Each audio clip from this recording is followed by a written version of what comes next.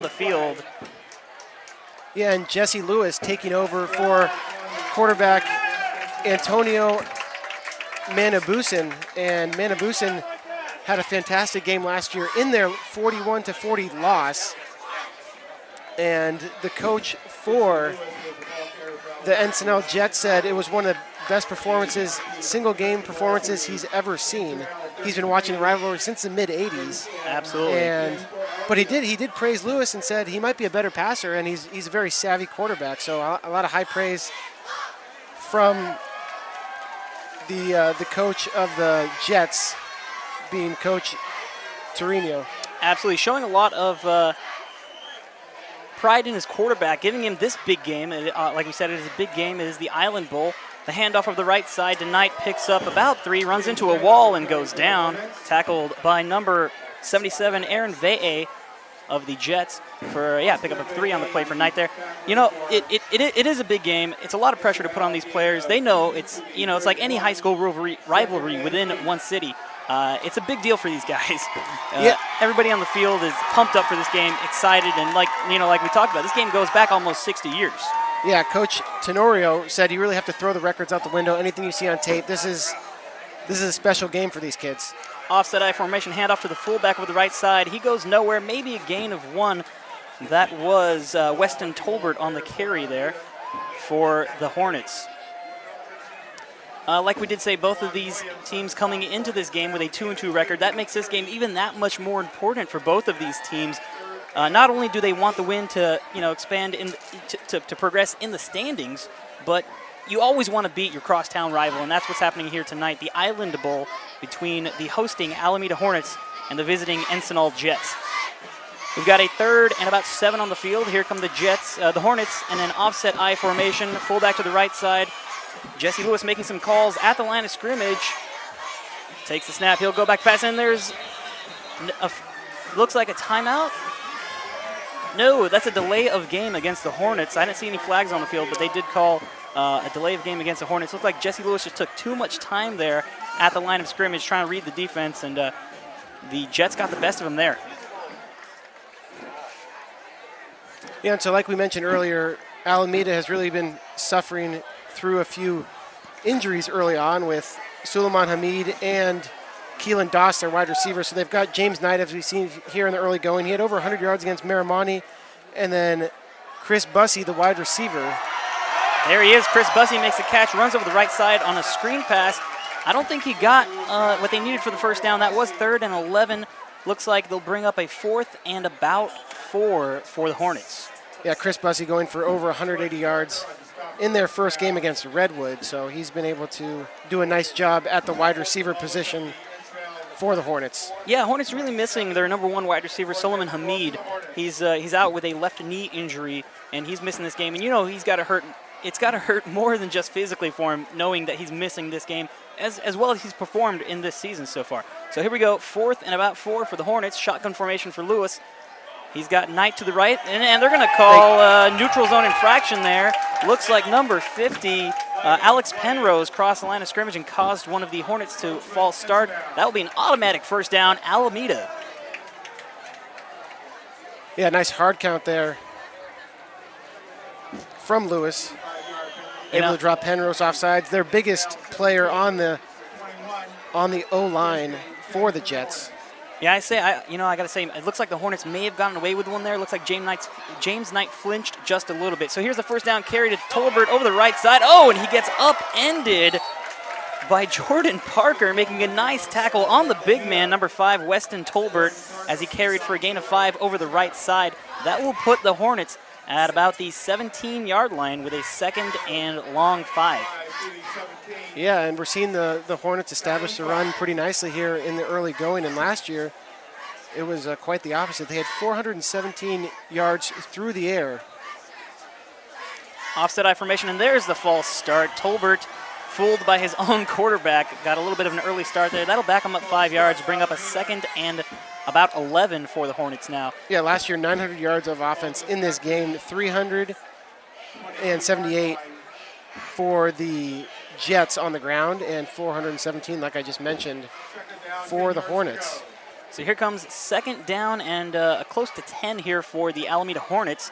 Offset I formation, Tolbert the fullback, James Knight in the back. They will hand it off to James Knight over the right side. He found a hole, cuts around a little bit, gets to the 20 for a gain of about 2 on the play before he's taken down by the Jets defense. What you might see in this game, as I've noticed, is that the Jets team, the Jets overall team, is very small. They only have a roster of about 23 players. That means, 11 on offense, 11 on defense, and 11 on special teams. And there's a lot of players going both ways, all 3 ways here tonight, whereas the Hornets have a very large roster. So you might see this Jets defense get a little tired from trying to stop the run all night, and that might play a factor in this game. Lewis over the middle, and nobody there. Looks like the pass got tipped at the line of scrimmage. He was looking for his receiver over the middle. Andrew Cooper, and he was defended very well, and Lewis's pass just got defended over the middle. He didn't really have anywhere to put that ball there. No, he didn't. And going back to your point about the size of the Jets, yeah, the roster is small, but they're also not the biggest guys on the field, and they're kind of getting pushed around here in the early going on the ground as the Hornets are trying to establish the run with James Knight. Yep, so here come the Hornets with a 4th and 8. Lewis in shotgun. He'll throw over the left side. He's got a receiver wide open and just misses. Baruch Ghebreyesus over the left side. There was nobody near him, and Lewis just threw that ball a little too far over to the left. It was an out route, deep out route, and maybe there was a miscommunication there. Maybe Lewis expected Ghebreyesus to cut out earlier. But, just sailed on him there a little bit. Yeah, to me it looked like Ghebreyesus ran his route to the sticks, which is what you're taught as a receiver. It's 4th down. You need the 10 yards in that case. Get to the sticks, make your cut, and looks like they're just on the wrong page there. So here come the Jets on offense for the first time tonight. At quarterback, they got Tavali Tilatasi. He'll hand off over the left side. He's got his running back, Corey Sells, makes a couple of nice moves and gets to the 36-yard line. Yeah, and Tilatasi only a sophomore, Sonny, and he's going to be playing the rest of the year here. And Coach Tenorio said, it doesn't matter if he plays well or if he struggles. They're going with him the rest of the way. And their other quarterback, Austin Veye, he's been fighting. He does play on the defensive side of the ball, but been fighting some injuries. And Coach said that Tilatasi really has a good grasp of the offense. Just needs a little more experience here. So Sales in the backfield, Tilatasi with the option over the right side. He'll pick up a solid gain of about 8 yards on the carry. That'll bring up a very manageable 3rd and short here. That was 1st down. That'll bring up a very manageable 2nd and short. The ball now at the Jets' 45-yard line.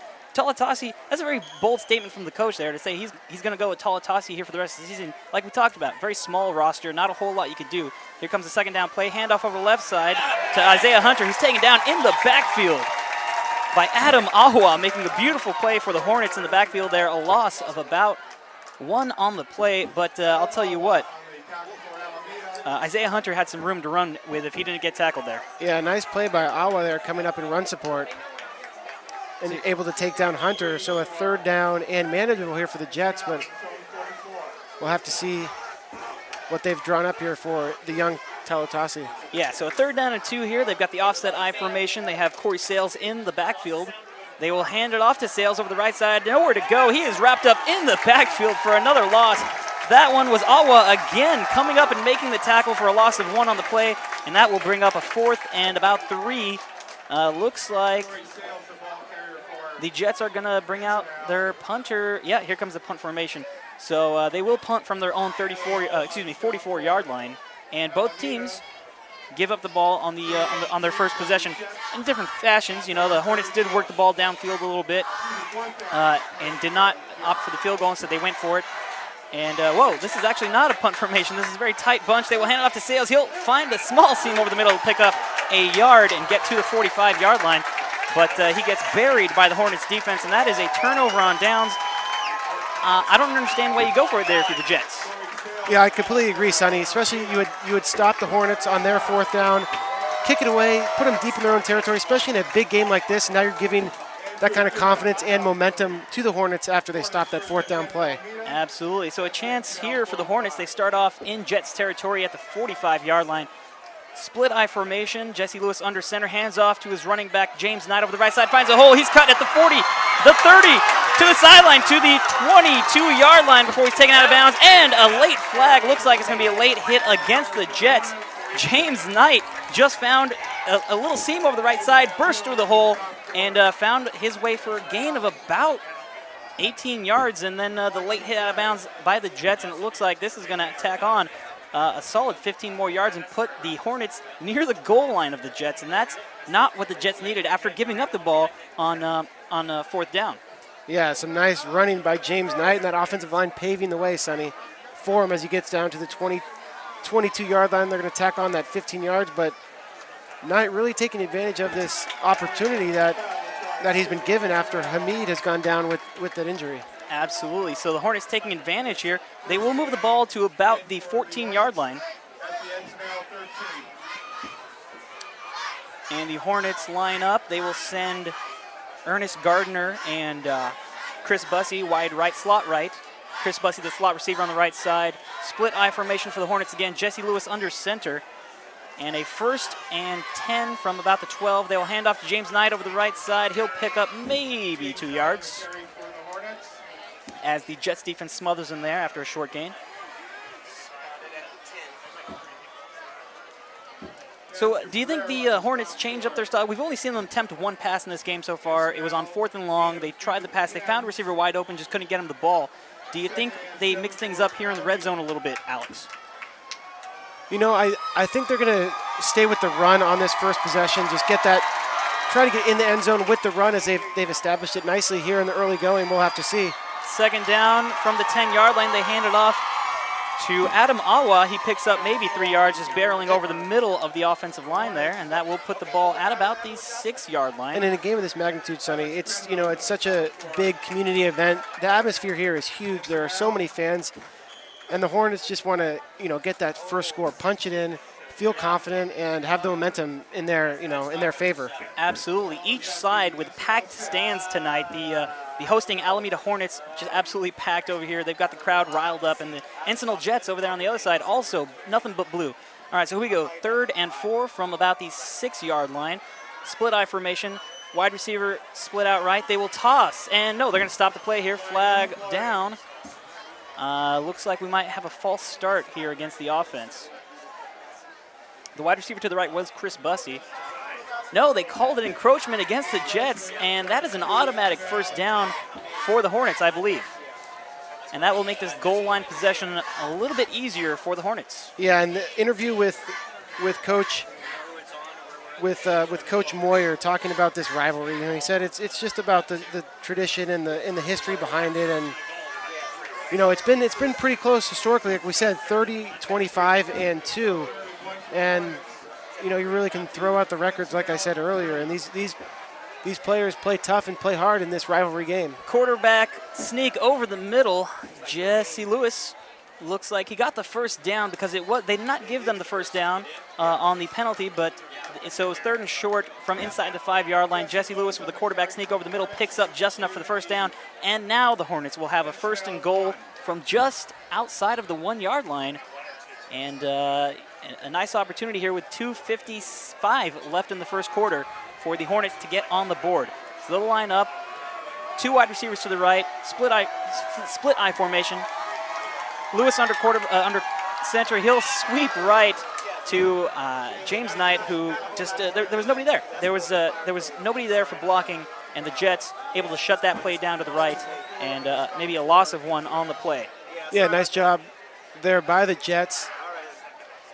That D-line holding up nicely on this short yardage on the 2nd and goal.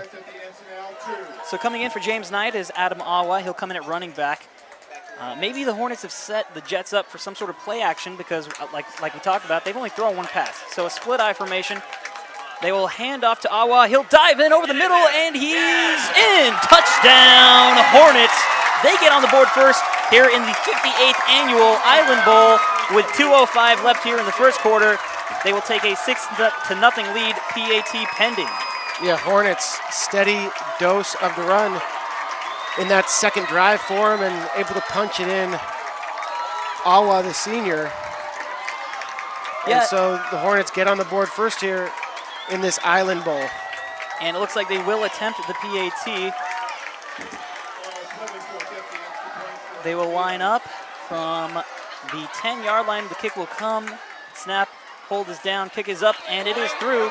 So the Hornets take an early 7-0 lead here with 2 minutes left in the first quarter, and really dominating the line of scrimmage. The Hornets have taken control of this game with their run game. Yeah, they have, Sonny, and that's kind of surprising going back to last year, where in this game they threw for over 400 yards. But they feel like they can really establish the run here with this. Encinal has such a small roster. Right.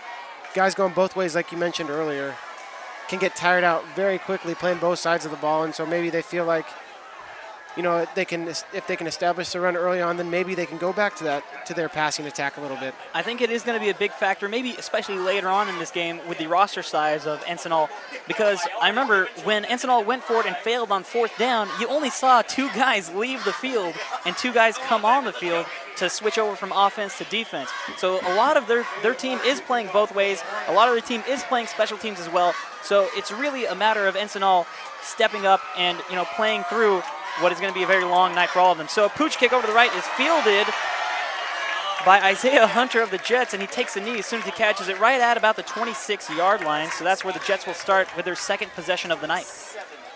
Yeah, and Encinal coming off a win against Vallejo, and Coach Tenorio said it was a nice step forward for them, and they really just need to play games at this point. They need game experience, and they've been struggling so far, and so that win was nice for them over Vallejo.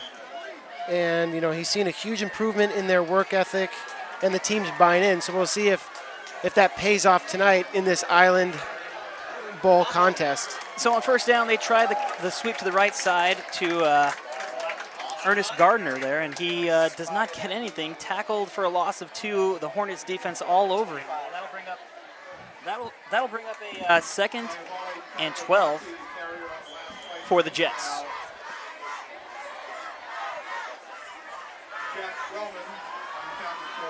So on 2nd and long for the Jets, Corey Sales lines up as the only running back. Talatasi hands it over to him in the middle, and he's got nowhere to go. He is stuffed at the line of scrimmage. The ball comes out. No, he fell back on top of it. Looks like it was the Hornets. Jack Rouser there. Yeah, nice play there defensively by the Hornets to make it a 3rd and long. So, Sonny, you'd have to believe here that this isn't 2-down territory as we saw earlier. They were about 10 yards. They're about at the 40-yard line, but this time they'll be passing on this 3rd down.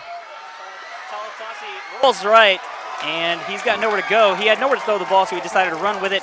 Picked up maybe again 5, and he throws the ball. Looks like Talatasi throws the ball in anger. Yeah, I thought that maybe could have been a penalty there, and I think they did get him for a penalty. We'll have to see. I thought I saw some laundry on the far side of the field. We'll have to. Absolutely. I definitely saw a couple flags go up in the air. I saw Talatasi. He seemed angry that it wasn't working out. I saw him throw the ball. I don't know if it was in retaliation or if it was just in frustration, but he threw the ball. It looked like at a player. Yeah, I don't know what exactly he was doing there, but it should be a penalty. And by all accounts, it looks like it'll be against the Jets here. Yeah, and Coach Tenorio, he said he's obviously new to varsity because he's a sophomore, and he just he's getting used to the speed, and he needs a little bit more experience, and that's something that they don't need in this rivalry game, Sonny. Something like that, a mental lapse there, throwing the ball and costing yardage. Right. It should be. We'll have to see if they haven't marked anything off yet. Well, I believe they called offsetting penalties there against both teams, unsportsmanlike conduct against the Hornets and the Jets. And so that will bring up 4th and about 7 for the Jets, and it looks like they are in punt formation this time from their own 30-yard line.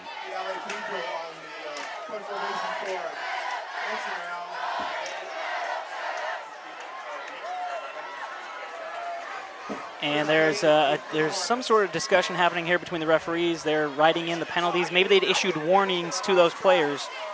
But it looks like they're getting set to go here, and the Jets will definitely punt.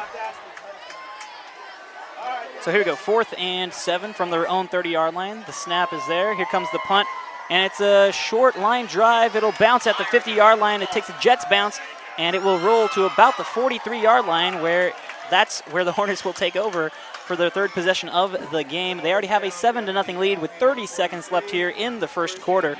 Hornets looking to build upon the momentum they've already gained in this game. They can start to pound on this Jets defense early. Like we talked about, this Jets defense probably is tired. They've played a lot of this first quarter. A lot of those guys on the field have played every down in this game so far. So here come the Hornets. Split eye formation. Tolbert, the fullback, to the left side. Looks like James Knight is the deep running back. Jesse Lewis under center, takes the snap, hands it off to Knight. He'll get tackled in the backfield. Great move there by the Jets. Looks like that was number 3, Abraham Hill, coming in on a blitz and just found James Knight in the backfield for a loss of 2 on the play. Yeah, great play by Abraham Hill as he just came right down the line of scrimmage from the left side, and he is a top returning player here for the Jets. The 5'11", 170-pound senior, number 3, Abraham Hill. So here comes 2nd and 12 for the Hornets. Another split eye formation. It looks like somebody's called a timeout. Looks like a Hornets timeout. So that'll be their first of the game. They have 2 remaining. Oh, no, excuse me. That is the end of the first quarter. The players will switch sides. At the end of the first, the score is 7-0 in favor of the home Alameda Hornets in the Island Bowl, where they're taking on their crosstown rivals, the Encinal Jets. Do you want to watch more of your school's great matchups like the game you are enjoying here tonight? Tell your school to sign up for the PlayOn Sports School Broadcast Program. The program allows schools to broadcast all their games and other activities on the web. For more information, go to playonsports.com/SBP. All right, so we got a little time here on the field, switching between the first and second quarter now. The Hornets have a 7-0 lead over the Jets, and they have possession of the ball near midfield. Excuse me, at their own 43-yard line. Their own 40-yard line, as they lost yardage on the first down play. So that will bring up 2nd and about 12 for the Hornets from their own 40-yard line, already with a 7-0 lead in this game, beginning of the second quarter here. Yeah, and in that interview on Bay Preps, Coach Moyer, he really stressed, in this game, playing physical and executing. And if they do that, if they stay within their game plan, he feels like they can really win this game. And a reoccurring phrase in his answer was eliminating the mistakes, and that's always so important, Sonny. We've seen a few mistakes here early on from the Jets. The Alameda Hornets haven't really had any blunders here early on. They played pretty solid establishing the run. So on 2nd down, they go deep, and it is a strong overthrow by Jesse Lewis there, looking for his receiver, Chris Bussey, on the play, but he threw into triple coverage and well overthrew his receiver. That will bring up 3rd and 12 for the Alameda Hornets. Yeah, Coach Tenorio said that Lewis does have a strong arm, just a little bit too strong there as he overshot his receiver. Absolutely. So again, bringing up a 3rd and long here for the Hornets from their own 40-yard line. 11:55 left on the clock here. Only 5 seconds gone by here in the second quarter. Hornets come out. They will bring Bussey out to the bottom of your screen. Yeah, look for Bussey here. He's got single coverage on the near side, it looks like. Split eye formation. Jesse Lewis under quarterback. He'll go back to pass. He's looking Bussey's way. Throws it over the top. The defender falls down, and Bussey makes an easy catch for a big first down. That was great. Bussey, nice catch. Great concentration over the left side. Lewis just put up a nice little ball for him, and the defender fell down. That was Isaiah Hunter, fell down on the play. And easy play there for the Hornets. A big first down. Yeah, it made it easier there as Hunter fell down, but right when I saw that coverage, it just looked like Bussey was the answer on that play, and that's where Lewis went. So 1st down and 10. Absolutely. Gain of 26 on the play. Now they'll bring slot receivers to the left side. It's going to be Jonathan Pfeiffer out there with Bussey. They'll hand off over the middle, and there is also a flag on the play. Gain of maybe 3 or 4 yards. And this is going to come back. This is a false start against the Hornets, so that'll put them back 5 yards, and we will replay first down. I want to go back to that catch by Bussey over the left side. It looks like he was just going to run a fade over the left side. he had one-on-one coverage, like you said, with Isaiah Hunter on the play. Isaiah Hunter saw it coming, turned his hips, and just tripped over his own feet and fell down. Yeah. That left Bussey wide open to make an easy catch. Lewis knew he didn't have to throw him, so he just put the ball up there for Bussey to get. Easy gain of 26 yards there. Yeah, easy pitch and catch there for the Hornets. Now looking at a first down and 15. First and 15, split eye formation. They fake the handoff to the fullback, and Lewis takes it over the right side. He's got room. He finds a hole. He's over the right side. And tackled by the safety, the last man to get him on the play. Otherwise, Lewis was gone on a beautifully designed play. It looks like it was a fullback option. Lewis decided to hang on to the ball, ran over the right side, found a hole, and picked up what looks to be 20 yards. Yeah, Sonny, you said it. Fantastic play call. They've been running the ball so well off tackle and inside, and that fake handoff really got the defense and the linebackers and everyone to come up and try to stop the run, and the end crashed down, and so Lewis just kept it and went outside. A great gain from Lewis. Great design on the play by the Hornets coaches. So they line up again, and that's a false start against the Hornets. They're going to call out number 60. Lisa Chibueze on the play with a false start. Yeah, and Coach Moyer talking about wanting to eliminate the mistakes. We've seen 2 false starts on this drive. They've had those 2 big plays, but they need to eliminate the mental mistakes here to keep this drive alive. Looks like the officials are sending the Jets Daquan Williams off the field. Maybe a little bit of blood. And by high school rules, they have to clean that up before he's allowed to come back out into the field to play. So here come the Hornets with a first down and 15 from the 20-yard line. Split eye formation again. They will fake the handoff to James Knight, throw the pass over the right side to his receiver, Andrew Cooper, who was well defended on the play, and Lewis really had nowhere to go. As soon as he made that fake handoff, the end crashed down on him and kind of sniffed that play a little bit early.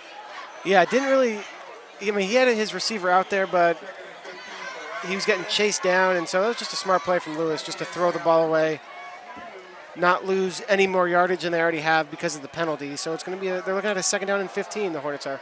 Second and 15 from the Jets' 20-yard line, just on the fringe of the red zone. Split eye formation once again, receivers to the top and the bottom of the field. They will hand off to James Knight over the left side, and he gets dragged down after a gain of about 3 on the play. That was Austin Vee making the tackle for the Jets. Yeah, nice play by Austin Vee, just able to hang on to Knight until the rest of his Jet teammates got there to help him out on that tackle. So a 3rd and long here, 3rd and 15 for the Hornets. Yeah, they're going to give him a gain of 2 on the play, so that'll bring up, or a gain of 1.5. That'll bring up a gain, 3rd and about 13.5 right now for the Hornets. So another split eye formation. They have James Knight in the backfield, Tolbert, the fullback, split left. 1 receiver to the top of the formation. Lewis back to pass. He'll throw a flutterer over the right side, and it's just out of the reach of his receiver, Chris Bussey.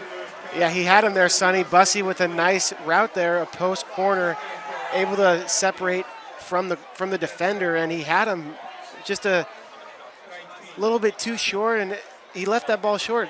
Yeah. Lewis did. He needed to just put some more air under it, and he had him. Yeah, it looks like he threw off his back foot there. That took a lot off the ball, and that ball just hung up in the air, but not quite where it needed to be. So with a 4th and 13, the Hornets will try a field goal. This will be about...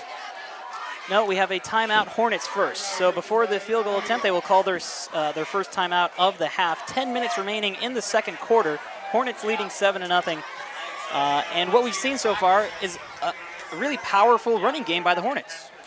Yeah, Sonny, we have. They've established the run and done a very, very nice job of it. I mean, they got up on that's how they got on the board, 7-0, and then able to capitalize on a big play from Lewis on that quarterback keeper where they faked the off tackle play there, and that is also, they're using the run to set up the pass here a little bit, I'd say. Absolutely. With Bussey down the left side, and they almost hit Bussey for a touchdown. So, like we kind of said earlier, they were going to go with the run here, and then maybe as they wear out that defense and as they get those linebackers and those corners to come up on run support, look for some shots down the field. We've seen the play action be effective here for the Hornets early on in this game. So they decide to go for it now on 4th and about 13 for the Hornets. They take the field goal team off the field and bring out Lewis under center. He's got James Knight, a lone running back, and the officials stop the clock. Another timeout called by the Hornets. Maybe just trying to draw the Jets offside. Excuse me, I'm not really sure, but they took another timeout there, Sonny. So right, which not as crucial. I mean, as we're only in the first half. Right, but it is 10 minutes remaining here in the first half. You think the Hornets, with another score on the board, the way their defense has controlled the Jets' offense so far, you would definitely expect for them to go for the jugular right now, to kind of put another ball up towards the end zone. Chris Bussey has been open. Jesse Lewis just needs to put the ball on one of his receivers, like we saw earlier with the 20-yard play for Chris Bussey. So the timeout is over. The Alameda Hornets come out in formation once again. They have 3 receivers to the left. It's going to be Bussey out wide, Ernest Gardner in the slot position, and Jabrea inside, and Jesse Lewis takes the snap, looks over his right side to the receiver, all alone, he makes, he dropped the ball. Looked like that was Keelan Doss. The sole receiver over the right side had the ball seemingly in his arms, and it just fell out as he crossed the goal line. So it looks like the Hornets tried to confuse the Jets' defense there a little bit. They brought 3 wide receivers to the left side and then threw the ball to the sole wide receiver on the right side. It was Keelan Doss, and the ball was there. Great throw there by Jesse Lewis. Keelan Doss unable to complete the play. Yeah, and like you said, they had trips on that side, and Doss coming back from injury, maybe just, not enough game experience here. He's their top wide receiver and just unable to come up with it. Right, so on first down, the Jets to go with the toss over the right side to Tyrell Kerrigan, and he gets tackled by the Hornets defense, swarmed, if you will, for no gain on the play. That will give them the ball again at the 19-yard line. No, that's a loss of 2 on the play. It'll be 2nd and 12 from their own 17-yard line. So nothing really going here for the Jets offense early. We haven't seen them try anything downfield yet. There's been a lot of run. Sorry, excuse me, Alex, go ahead. What were you saying? No, Sonny, sorry. Not really sure how much confidence they have in Talatasi. Talatasi, excuse me, yes.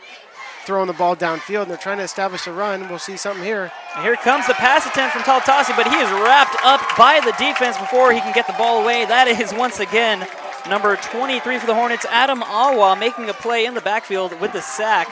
He will wrap Talatasi up before he can get that ball out. He didn't really have a whole lot of time to work with that ball there. Yeah, no, he didn't, and the experience could possibly hurt him in this game, and especially in a big rivalry game like this. I mean, he's had some experience early in the year, but he's only a sophomore, and he's got to have some nerves from this rivalry game. And we saw right there him get pressured and taken down for the sack, and it's kind of hard here when you got guys going both ways, Sonny, and you're trying to establish a run, and that's not working, and then just to try to air the ball out. So that'll bring up a 3rd and long. They do the draw. They go with the draw to Isaiah Hunter there, and he's wrapped up for maybe a gain of 2 on the play, but that was a loss of 2 on the play. That was 3rd down, and that will bring up 4th and 19 from their own 10-yard line. 4th and 19 from their own 10-yard line, and you can't expect anything from the Jets here but to punt now after really what was a bad series. They did try to go back and throw the ball, and it just did not work out. Yeah, and we've called his name a lot. Adam Awa there with the initial hit. Hunter able to spin off, but nice rally by that Hornet defense. And they're going to get the ball back here with 7:45 and counting in the second quarter. Back to return for the Hornets is Chris Bussey. He'll fair catch it at the 42-yard line. The 41-yard line, and that's where the Hornets will start again, already with a 7-0 lead here with about 7.5 minutes remaining in the first half. PlayOnSports.com is not only your destination for Friday night football action, but it's also the place for the most comprehensive coverage of high school playoff and championship events in all sports from across the country. PlayOnSports.com, high school sports lives here. So with about 7.5 remaining here in the first half, Jesse Lewis under center, Chris Bussey wide left. They will fake the handoff to the fullback, and Lewis will take it himself for about a gain of 2. He'll get to the 40-yard line. That will bring up 2nd and 8. For a second there, it almost looked like he was supposed to hand the ball off to his fullback, Tolbert. But for some reason, the exchange was not made.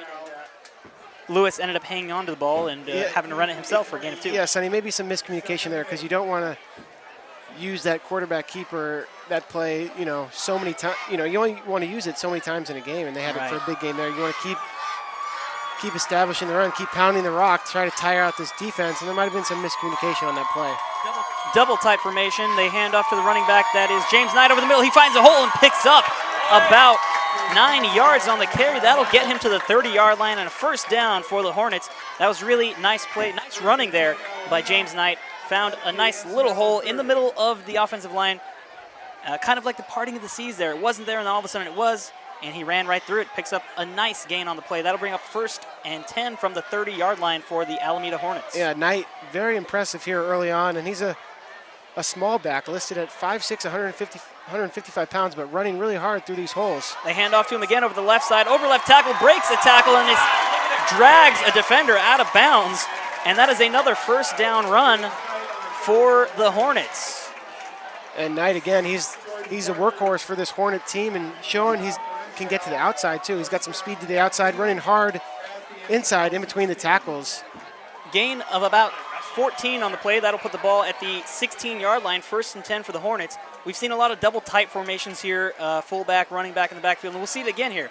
We've got double tight. They'll hand off to Knight again over the left tackle, and this time he's wrapped up just past the line of scrimmage there. Looks like Daquan Williams made the tackle after a gain of about 3 on the play. Yeah, and I like this double tight formation, and another reason, if they keep running out of this, Sonny, they might try to, lull these secondary players to sleep and then look for a shot downfield with Bussey. As you see, he's singled up on the near side on this last play here again. And another double tight formation from the Hornets. Yeah, he's got Brandon Farrell on him. They'll hand off. That's Knight off the left side. Hand off to Knight over the left side again, yes, for a carry. And a gain of about 4 on the play. That'll put the ball at the 10-yard line, or just inside the 10, and bring up a 3rd and short for the Hornets. Now, the Hornets could be working the clock down at this point, knowing that they control the game as far as the line of scrimmage. They control the line of scrimmage. They're able to run the ball almost at will right now. 5.5 minutes left here in the first half, a 7-0 lead, and threatening again. 3rd and about 3 from inside the 10-yard line. They will give the handoff to Adam Awa, the fullback on that play. Over the middle, looks like he'll pick up maybe 2 yards. Very close to the first down. Doesn't quite look like he got there. Yeah, I think the Hornets are just going to continue, well, especially on this drive, but, throughout the game, just a steady dose of the run. I mean, the Jets do have some big guys that play both ways on the line with Aaron Vee. He's 6'3", 285 pounds. You also have Alex Penrose, who's 6'4", 280, and then Kahua Nui, who's another big guy on that line. And they're just trying to wear him down right now, Sonny. Double tight formation again for the Hornets. And it's Jesse Lewis with a quarterback keeper over the middle, a sneak. And he dives, reaching for the first down marker. And that was 3rd and short. And the referees are going to measure here, it looks like. We have no signal either way from any of the referees yet. And they're going to... Yeah, they're bringing in the chains. Yeah, and the scoreboard, Sonny, shows 4th and short. Yeah, it seems to be a little bit of confusion going on here on the field. And they called for a measurement, but nothing so far. Yeah, nothing yet. Referee is still making his way from the far sideline to make this measurement. But a little bit of a surprise there. I didn't expect to see the Jesse Lewis quarterback sneak as well as they've been able to run the ball right now. You would think they try to hand off again to the fullback, maybe James Knight, the deep back, and see what they can do with it. But maybe they expected the Jets defense to get a little stiff there, maybe kind of predict what was coming. Yeah, I'm always a fan. They have got the run game going, and that's a big stop for the Jet defense. But I'm always a big fan of the quarterback sneak. You have 4th and 1.5. Get up there quick and just go. And Absolutely. they took maybe a little bit too much time there, but, we'll see what the Jets can do on this offensive possession, but a little momentum shifting. I mean, their defense, we see barely any players go off the field. Yeah. A momentum shift for the Jets, and if they can do something with this drive going into halftime, that could definitely change the game. So that was 4th down, a turnover on downs. They were not able to reach the first down marker on the quarterback sneak, and Talatasi and the Jets will take over. Talatasi hands off over the right side. Nice hole there for Tyrell Kerrigan over the right side. Finds a nice hole and picks up about 6 yards. That'll bring up a 2nd and 4. Yeah, you said it, Sonny. A nice gain there, and maybe that's the beginning of the run game here for the Jets, and something they desperately need. They desperately need to establish that run game. Very tight formation again for the Jets. They hand off to the back over the right side, coming from the left side, and he's stuffed in the backfield. Maybe a loss of 1 on the play. That'll bring up 3rd and about 4 for the Jets. So the running game not quite working as well for the Jets as it is for the Hornets. And that has played a large part in this game. Although the Jets do still find themselves in this game, only down by 7 with about 3 minutes and 40 seconds remaining here in the first half. Yeah, able to make 2 big stops on 4th down. Their first possession, they turned it back over here.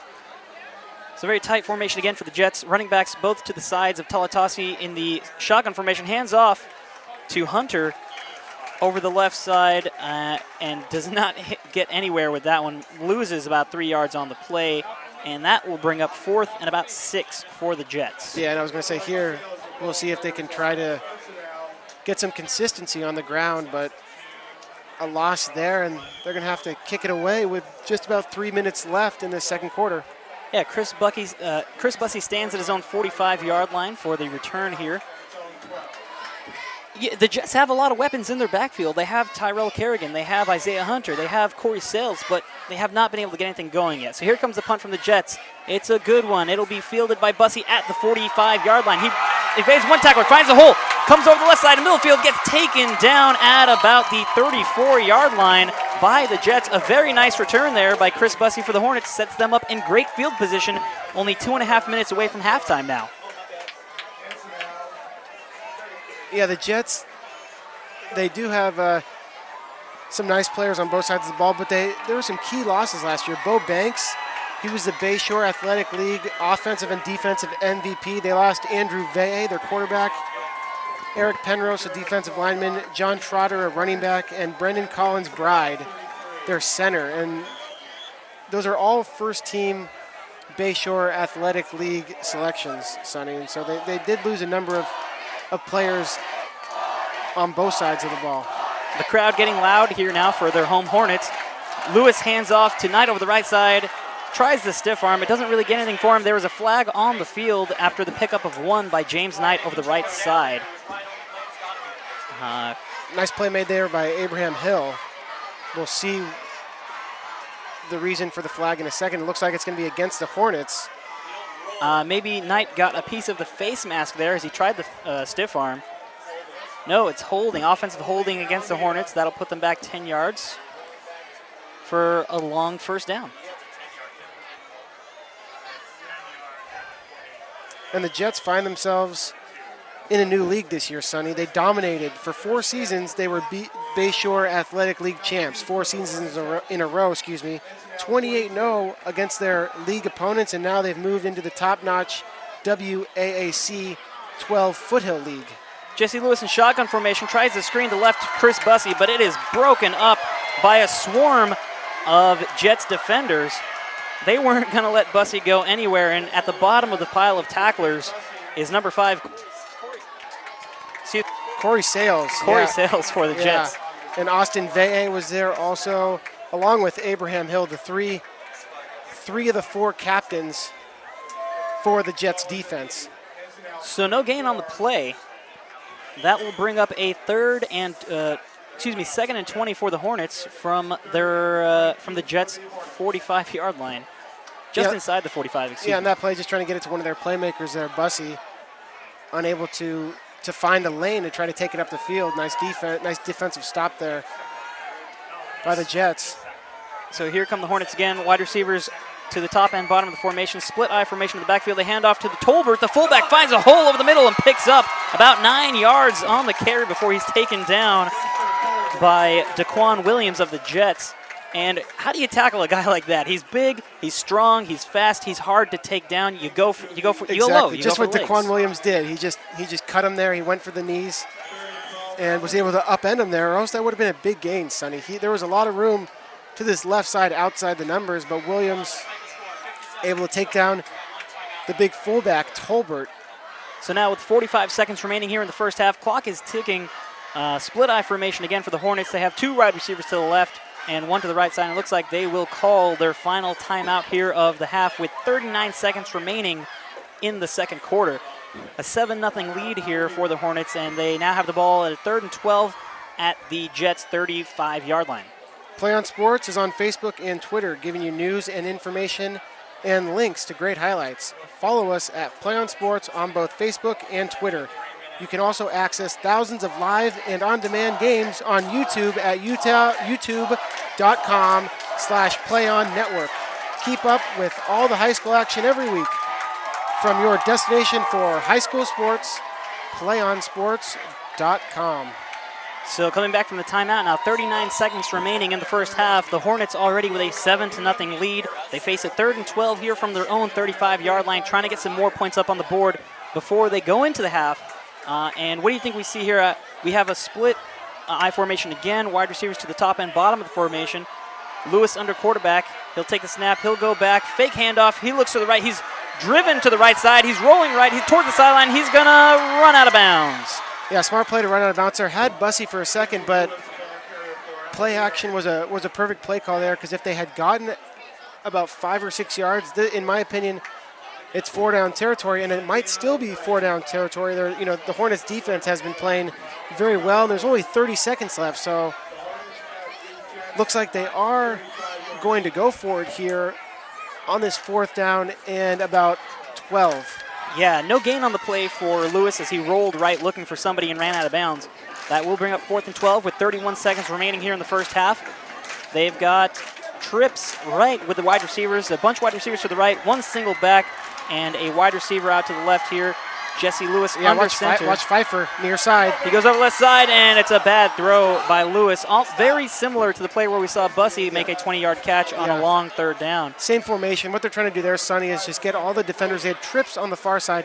Get all the defenders to the left side. Even the safety, we saw he was on the far side of the center. So you only have really 1 defender on the near side, and that one just overthrown by Lewis. Pfeiffer not able to have a chance at that one. Yeah, Lewis threw to the wide side of the field. A lot of room there, a lot of grass, and he still managed to overthrow the receiver out towards the sideline. So here come the Jets. They have wide receivers to the top and bottom formation. Bunch backs in the backfield. In motion goes Sales. Talatasi rolls right. He'll hang on to the ball, and he is sacked.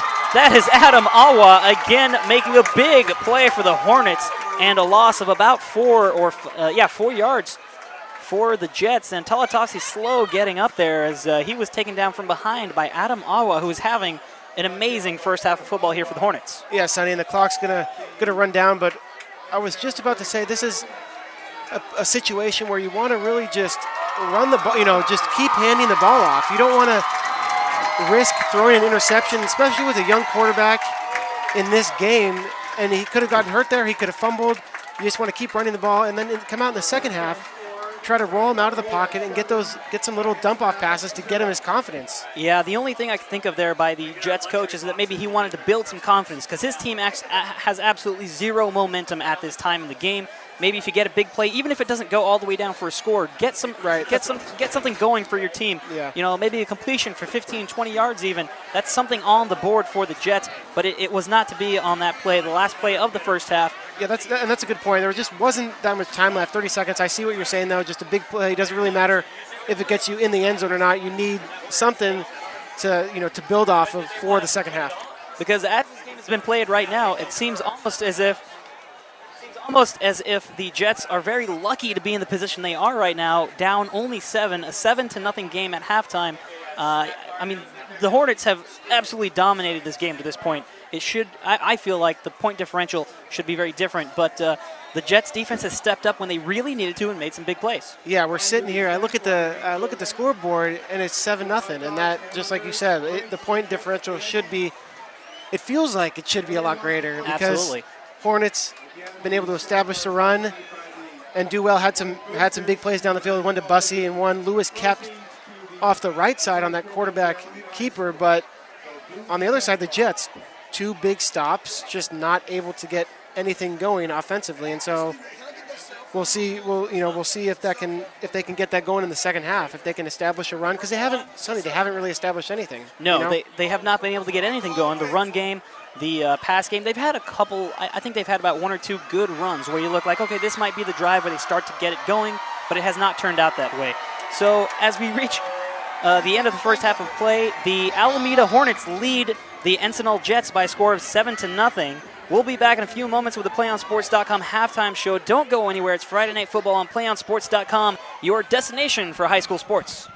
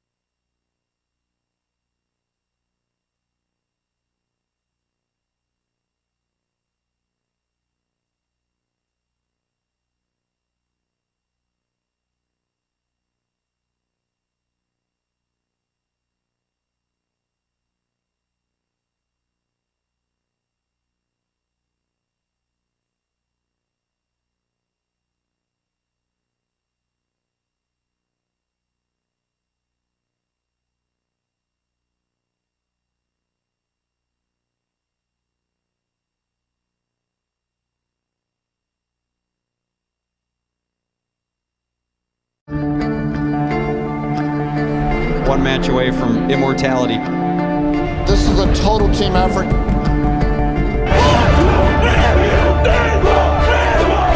We're gonna come at you. One shot.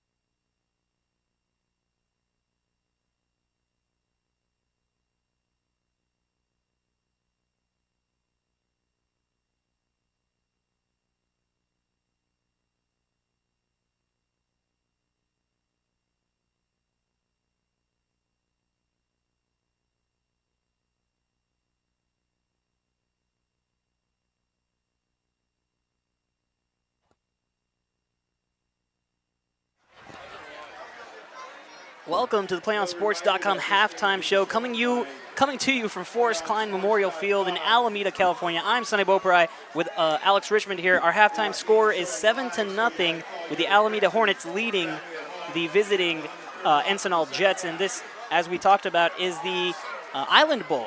Alameda High School and Encinal High School just down the street from each other. It's a big rivalry. It's been happening for about 58 years now. This is the 58th game between these two teams. And right now, the Alameda Hornets looking to break a 5-game losing streak here against the Jets tonight. Yeah, exactly, Sonny. Alameda looking for their first Island Bowl victory since 2006. About 10 years ago, they changed the name from the Big Game to the Island Bowl. So looking for that first win. And Encinal, they've been struggling. Coach Tenorio for the Jets on the BayPreps.com interview said they really haven't struggled like this in 5 years. He said they haven't executed like they needed to. And it's definitely a change, with their top players graduating. And, their quarterback, their top running back, their receiver, who was the MVP on both sides of the ball. And, they're looking to improve, and they were expected to come out tonight and play efficient football. But I think a key for them is the quarterback play. And we've seen their sophomore quarterback, Talatasi, he struggled. He hasn't got a lot of help. We haven't seen him throw the ball much, Sonny, but the running game hasn't gotten going either. They did come off a nice win against Vallejo, and tonight could be their first loss in this Island Bowl rivalry since 2006. Yeah, what we've seen from the Jets so far this season, they come into this game with a 2-2 record, as both teams do. And actually, both teams very similar. They opened up the season with a win, a big, exciting win for both teams. The Jets defeated Aptos in a 12-11 game, and then they both went on to lose their next two games by large margins. And then they came back and won the fourth game of the season by a large margin. It's been almost identical seasons for both of these teams to this point. So, should we be surprised to see a 7-0 game here at halftime in Alameda between these two teams? I don't really think so, because in a game like this, you don't look at your record. You don't look, what you've done previously, what you've done for the past, in this case, for the past 5 years in this game. Right. You don't look at any of that. This is pure emotion that these these guys are playing with. They're playing, they're playing hard, and it's really different. You can look, anything you see on film, you want to take some of the stuff and be able to execute a game plan, but you don't need to look at a lot of this stuff. It's just in these rivalry games, we see it at the college level. It's really just passion and emotion, and these guys play very, very hard. Not that they don't in their other games, but it's something special about this game. Yeah, it's a very raw game, and like we talked about earlier, anytime you play a cross-town rival in any sport, especially in high school football. I mean, look at the stands tonight. There are so many people on each sides of this field. It's amazing. The Encinal stands, they're full and they're blue. And the Alameda stands, they are full and they're gold and black, and they're ready to root their team on. They're all ready to go. There's people all over the field. From what I understand, they had to stop allowing people into the stadium tonight because it was too full. It was too occupied. They sold out the game tonight. Yeah, when I was walking into the stadium, a guy working for Alameda asked me if I was trying to get in line, because I think at that point they had stopped letting people in. I mean, absolutely. It is a fantastic atmosphere tonight, and there's a number of fans to the right of us that we can't even see on the other side of the press box down by the concession stands. If you're walking around the streets of Alameda tonight and wondering where everybody is, they are here. Yes, they are. At Forrest Klein Memorial Field here in Alameda, and they are watching this great game between the Jets of Encinal here and the Hornets of Alameda. At halftime, we have a 7-0 score in favor of the Hornets. In the second half, what do you expect to change for the Jets? They've had very little success of anything, throwing the ball, running the ball. The only place they've seemed strong is defense right now, and they seem to be holding down this Hornet offense from doing a lot of what they really want to do. What do you expect the Jets to change offensively?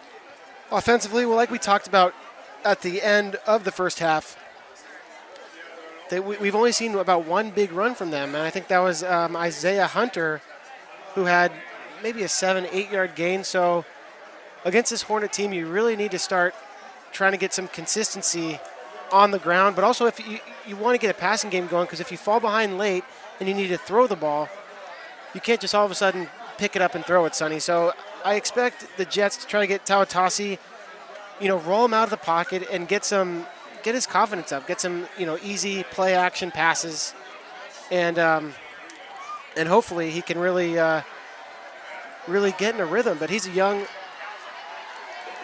quarterback, only a sophomore. They're going with him for the rest of the year. And then defensively for them, they've played well. They've stopped the Hornets twice. but they could get tired defensively, as we've said. Maybe 1 or 2 players come off the field. Yes. So I think that will become a factor. I mean, I was so surprised when I saw their roster for the first time. Very small. And we'll see if numbers play a factor in the second half. But I'm guessing that it won't, Sonny, just because the magnitude of this game. These guys are going to play to the very last whistle and leave it all out on the field.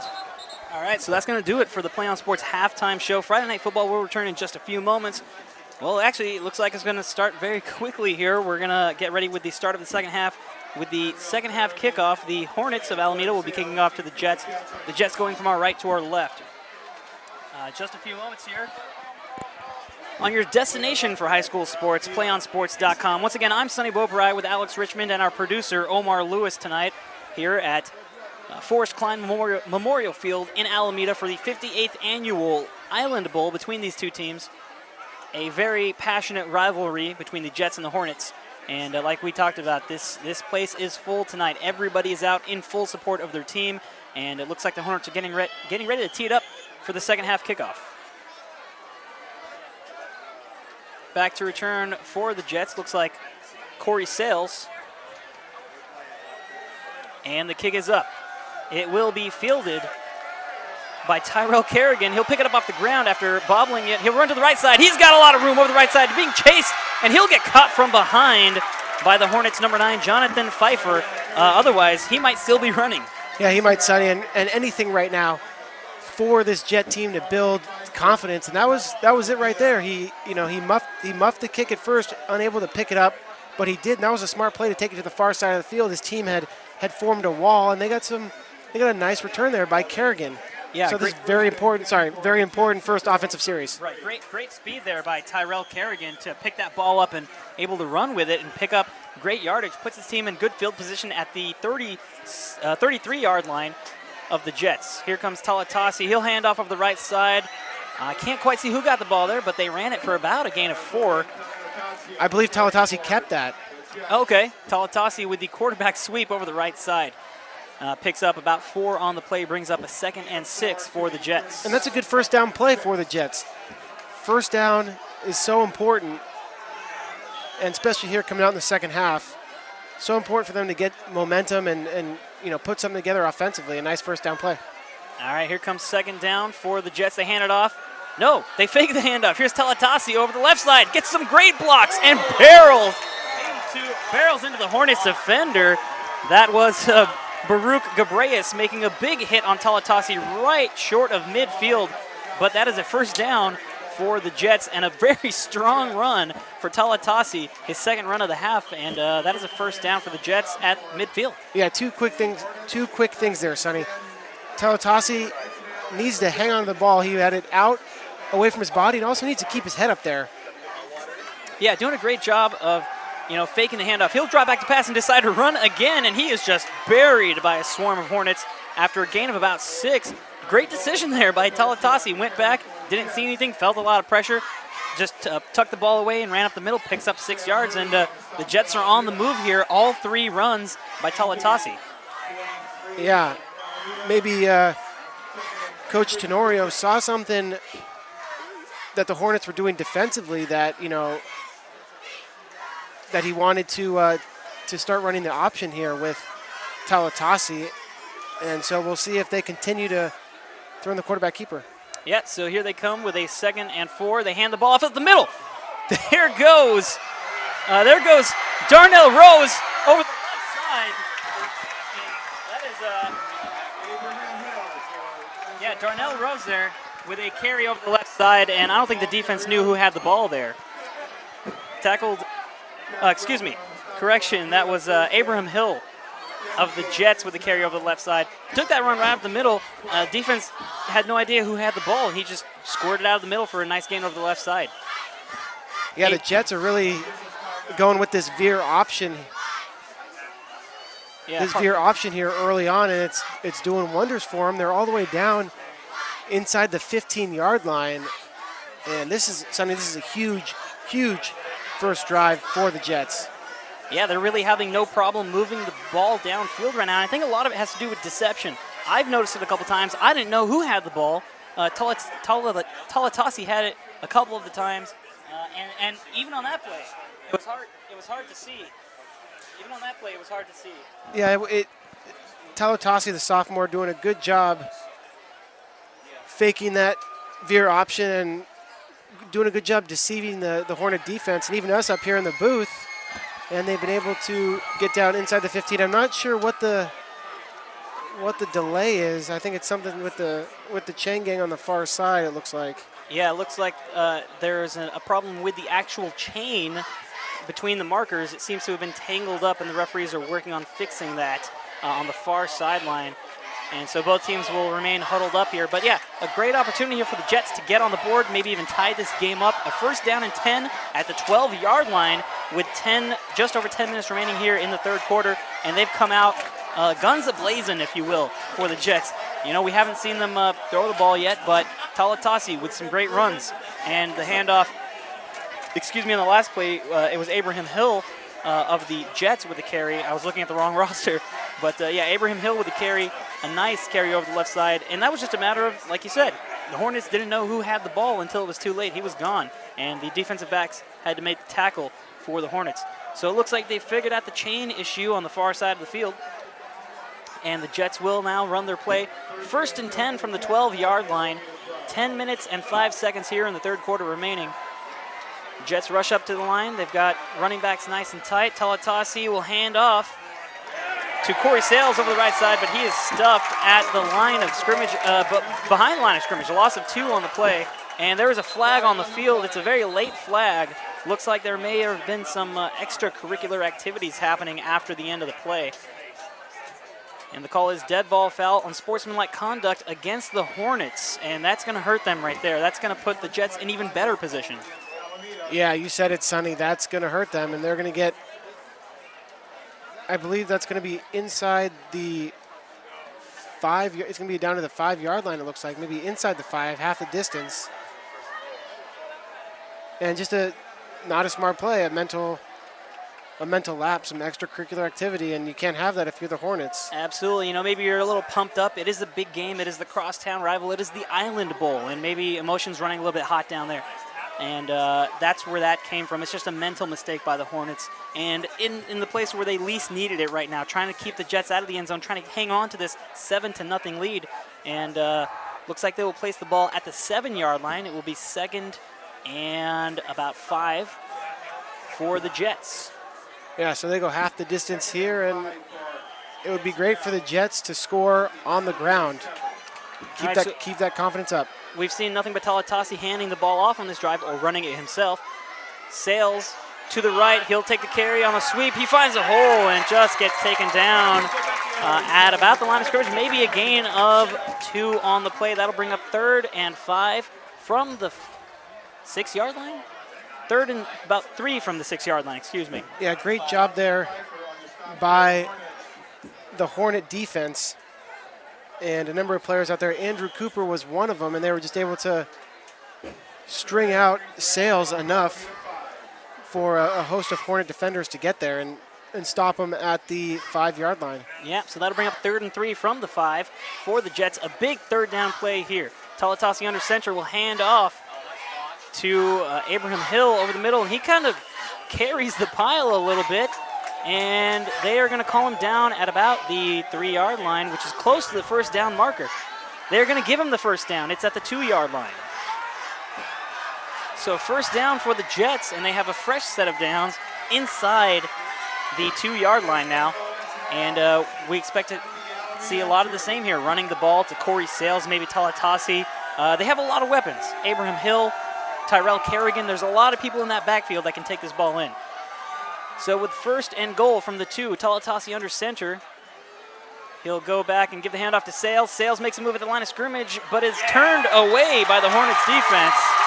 And they drag him backwards, and you hear the reaction from the crowd here. They are pumped up about that one. Looks like that was Jack Giglione with the tackle on the play. Giglione in there with a host of Hornet defenders, and a great job, as it looked like looked like Sales had a hole there, but it closed up quickly. And so it's going to be second down for the Jets. Yeah, Sales tried to make one too many moves right there at the line of scrimmage and eventually ran into a wall of Hornet defenders. So very tight formation here for the Jets. Shotgun, direct snap over the left side. That looks like Austin Veje got the carry on the, Austin Veje, number 6, carries that into the end zone on a direct snap. Was Talatasi even on the field on that play? I don't think he was. I don't think so. And Veje, they were going with both Talatasi and Veje as the quarterbacks. And so he's got experience Absolutely. playing quarterback and able to take that in for the touchdown. So pending this extra point, he's 7-7. With 7 minutes and 46 seconds left here in the third quarter, to try the extra point is Emily Rentschler, the kicker for the Jets. The snap is good, the hold is there, the kick is up, and it is through, and we have a tie game here. 7-7, the Jets have just tied the game up on a 2-yard carry by number 6, Austin Veje, I guess he's the backup quarterback for the Jets, able to take that direct snap into the end zone, kind of fooling the defense a little bit. There was almost nobody there on the left side, just kind of worked his way through the line. It almost seemed like the Hornets all went to the left, and they went to their left, and Veje went to his left, and nobody was there, just had to score through and into the end zone. Yeah, easy TD run for Veje as this Island Bowl is tied now at 7-7, and the Jets doing exactly what they needed to do, Sonny, on that first drive. You know, they, like their coach said, they haven't struggled like this in 5 years, and you know they were looking to execute tonight. They really hadn't so far. That drive right there completely changes things, and absolutely tie game now here. If you're a fan of this game, you're having a good time. If you have no affiliation to either of these teams, you're enjoying a great football game right here. Here comes the kickoff after the Veje touchdown. It bounces, and it will be fielded by James Knight. He's got nowhere to go. Just a sea of Jets defenders take him down at about the 12-yard line, as it seemed as if the Hornets were a little confused about who was going to field that kickoff. James Knight ends up taking it a little late, and the Jets able to shut him down at the 12-yard line. So bad field position for the Hornets to start off here with their first possession of the second half. Yeah, Sonny, it looked like a little confusion there, a little indecision on who was going to take that. They let it bounce around a little bit, lost a handful of yards. I believe they would have had it outside the 20 if they had fielded it cleanly off of bounce. And so the Jets defense here looking for a stop. They got 2 of them in the first half. So here comes the Hornets offense for the first time here in the second half. Jesse Lewis at quarterback. He will be under center, offset I formation. Fullback Tolbert split left. James Knight is the deep back. He will try the counter over the right side, and he is wrapped up by some defenders after a gain of about 2 yards on the play. That'll get them to the 15-yard line for a 2nd and 8. 7.5 minutes here remaining in the third quarter. Brendan Farrell there on the stop with a few other Jet defenders, and so a 2nd down and 8.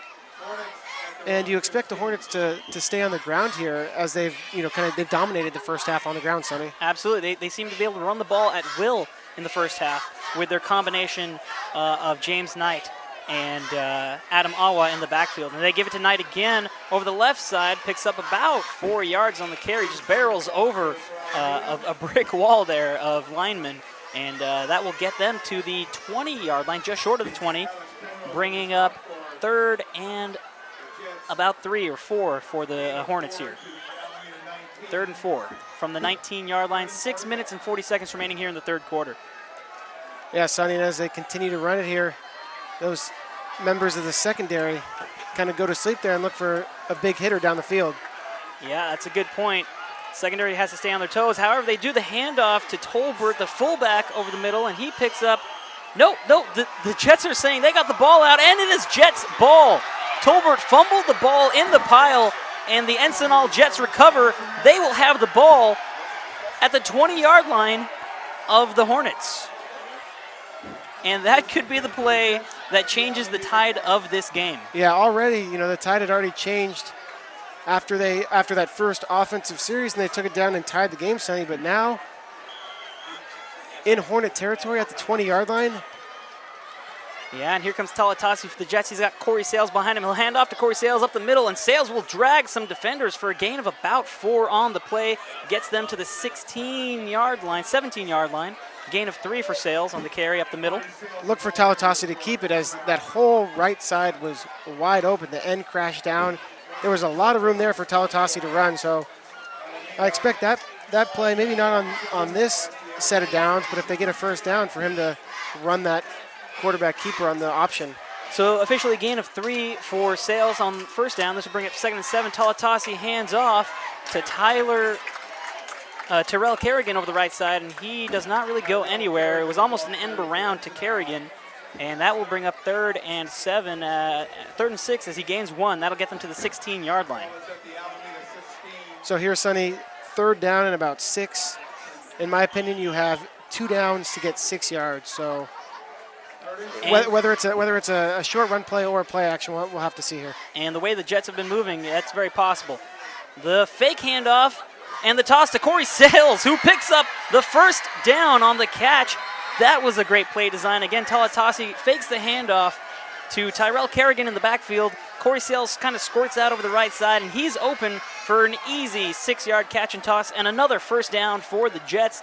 That will put them at the 11-yard line, where they still have the 6-yard line, where a 7-yard line where they actually have first and goal now from the 7. Yeah, and like we talked about, Sonny, rolling Talatasi out and getting a short pass to build his confidence, and now they're looking at the first and goal. And I believe that's his first completion of the game. Talatasi hands off to Sales. No, fakes the handoff, keeps himself over the middle, and he is just buried by a host of Hornet defenders. He had nowhere to go there, but again, there was the option there for Talatasi. Fakes the handoff to Sales, decides to hang on to it, and goes nowhere.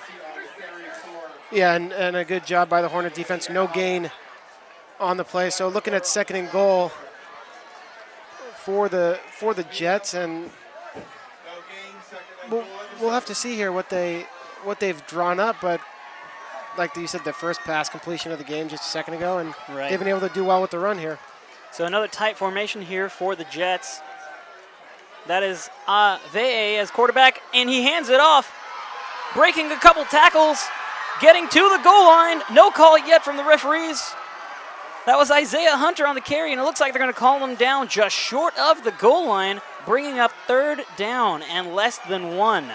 I didn't even see who got the carry on that one, but as you pointed out to me, Alex, that was Isaiah Hunter on the carry, getting down to just short of the goal line. So now 3rd and less than 1 to reach the goal line. Ve'e still in there at quarterback, takes the snap, hands off to Hunter again. Isaiah Hunter breaks the plane, touchdown, Jets. Boom, roasted. Getting on the board there is Isaiah Hunter, and giving his team the lead, pending the extra point right now, 13-7 with 3 minutes and 34 seconds remaining here in the 3rd quarter, where the Jets have really dominated. Yeah, they have, and getting that turnover inside Hornet territory really helped them out, and if they get this extra point through, it'll be 14 unanswered, Sonny. So on for the PAT is Emily Rentschler, There's the snap and the hold. The kick is up, and it is good. And we have a 14-7 lead for the Jets, who have come back from being 7 down here. They've put up 14 unanswered points in the 3rd quarter. And the Hornets kind of reeling right now. They need to get it back together. I believe they only ran a couple of offensive plays before giving the ball up on the fumble on their first drive here in the 3rd quarter. And because of that, the Jets have dominated time of possession here in the 3rd quarter, run the ball very effectively. They even completed a pass, which is the first one we saw for the Jets in this game. Yeah, and if you're the Hornets, no reason to panic. Plenty of time, and you've really dominated this game up until this point. You know, you had the fumble just a few moments ago, and that gave good field position to the Jets. But the Hornets, like I said, do not need to panic. Just stay with your bread and butter. Run the ball. Maybe even go into that double tight formation, and then look for those big plays to Bussey when the secondary starts coming up for run support. Here's the kickoff from the Jets. It's a bad kick going towards the sideline, and it will go out of bounds, and that is an illegal procedure by the Jets. The ball will be moved up in a great field position for the Hornets here, unless they ask for a re-kick. but it does. Excuse me. It doesn't look like they'll ask for the re-kick. They will take the ball at the. No, they are going to ask for a re-kick. They are going to re-kick this ball. So the kick goes out of bounds at about the 15-yard line. Illegal procedure, and the Jets will be forced to kick again. Back to return for the Hornets. You've got Ernest Gardner and playmaker Chris Bussey back there. Both of those guys, very dangerous return men. They will place the ball at the 35-yard line for the Jets to kick off. Yeah, this time Knight not back there, but if I were the Jets, I'd keep it away from Bussey and try to put it on the ground. Maybe a squib kick up the middle. Nothing too short, though. So MJ Arian Bold is the kickoff specialist. He will come on for the kickoff. His kick from the 35 is a squibber. It'll go over the right side, bounce over the first line of returners. It'll bounce to Chris Bussey. He'll pick it up at about the 30-yard line, and he is buried at about the 33-yard line. Nowhere to go as the Jets were already on top of him as soon as he picked the ball up. And maybe that's what you got to do if you're the Jets to make sure that he doesn't have an opportunity to make a play. Yeah, exactly, Sonny. Just squib kick it right up the middle. Gives you a chance for your kick coverage team to get down the field. And they were able to hold. Bussey did get it, but they were able to hold him to a minimal return there. So, not too much damage done on that return. So the Hornets will come out for their second possession here in the second half. Their first one, they fumbled the ball and turned it over to the Jets, who turned it into 7. Now the Hornets will come out, wide receivers to the top and bottom of the formation. Near side is Chris Bussey, the big playmaker. They've got split eye formation in the backfield. Jesse Lewis hands off to Adam Awa, the fullback in that time, and he picks up about 2 yards, gets to the 35-yard line, running over right tackle. Yeah, good job by Isaiah Hunter coming up in run support. The quarterback on the near side able to make that tackle. But in that formation, Sonny, we saw Bussey at the bottom of the screen, and he's really singled up on the bottom. They had Sales, but it was pretty much Bussey and Hunter on the near side on that last play. So now they come slot receivers to the right side. Bussey is a slot receiver, Gardner out wide, and they hand the ball off to James Knight, who gets hit hard right at the 35-yard line, hangs on to the ball, falls down at about the 36. That will bring up third and about 7 for the Hornets at their own 36-yard line. The Jets doing a better job in this quarter against the run. We thought they'd maybe get tired out on defense because, like we said, a lot of guys play both ways, but they're doing a nice job here, Sonny. Yeah, they're just doing a very good job of plugging up holes. Nowhere to go for these running backs right now, and when they are picking up yards, it's in very small increments. So on 3rd and 7, the Hornets come out. Jesse Lewis under center. Wide receivers to the top and bottom of the formation. They got split eye formation. They hand the ball off to James Knight over the left side, and he gets stuffed right at the line of scrimmage. Maybe a gain of 1, if anything, but the Jets defense holds strong again, forcing 4th and 5 here, and it looks like the Hornets will punt the ball away to the Jets. Yeah, you got to kick it away here. You can't give the Jets the ball again in your own territory.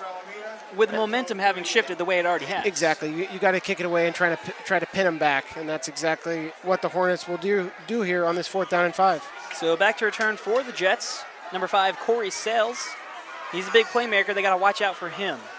He's standing at his own 30-yard line. The punt from Jesse Lewis, the quarterback, also the punter. That ball will go out of bounds at about the 37-yard line. The ref's going to go a little bit further than that. He's going to give them, he's going even further. He's walking up from the 30 now, and he will walk it off to the 37-yard line where it looked like the ball went out originally. So the Jets will take over from the 37-yard line. With a minute 27 remaining here in the third quarter, they have a 14-7 lead over the Hornets. They have outscored the Hornets 14-0 here in the second half, in the third quarter, I should say. And coming out and looking to establish this running game, which has really worked out for them so far here in the second half. Talatasi under center. He's got a wide receiver wide right. He's got 3 running backs behind him. In motion, they will not give it to the motion man. They'll give it to Isaiah Hunter, who is stuffed right at the line of scrimmage. Absolutely nothing doing there. A Hornets player ends up with the ball.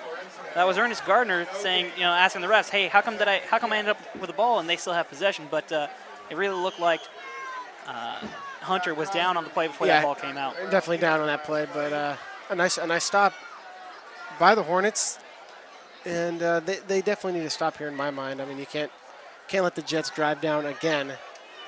That would really change things. It would change the entire perception of this game right now. In the backfield is Corey Sales. Talatasi takes, he rolls right. He's going to throw downfield, and that ball does not reach either of his receivers. He had two receivers there, Tyrell Kerrigan, and it looks like Chris Gatling were both open right at the first down marker, and Talatasi just short-armed that ball to both of them. Yeah, exactly, Sonny. Took the words right out of my mouth. He had some time. They rolled him out to the right side, but he short-armed it. Looks like he took a little bit too big of a step with his left foot, and he was kind of off balance there too, and short-armed it, so they're looking at a third down now. Yeah, so now 3rd and 10 for the Jets. Two wide receivers split out wide. Talatasi back to pass again. He'll throw a horrible pass, and it is intercepted by Adam Awa, making a big play for the Hornets, intercepting the ball at the Jets' 36-yard line, and Adam Awa making a name for himself in this game tonight. Yeah, great read on that play by Awa. They had all the action going right, and then a screen coming back to the near side, and Awa able to sniff that one out, Sonny. Yeah, Talatasi looks like he was looking for Tyrell Kerrigan on the play, and he just lofted that ball up way too high and way too slow, and it was intercepted by Awa. So now the Hornets going the other way. Jesse Lewis back to pass. He rolls right, and he is sacked out of bounds, and that's an unnecessary hit.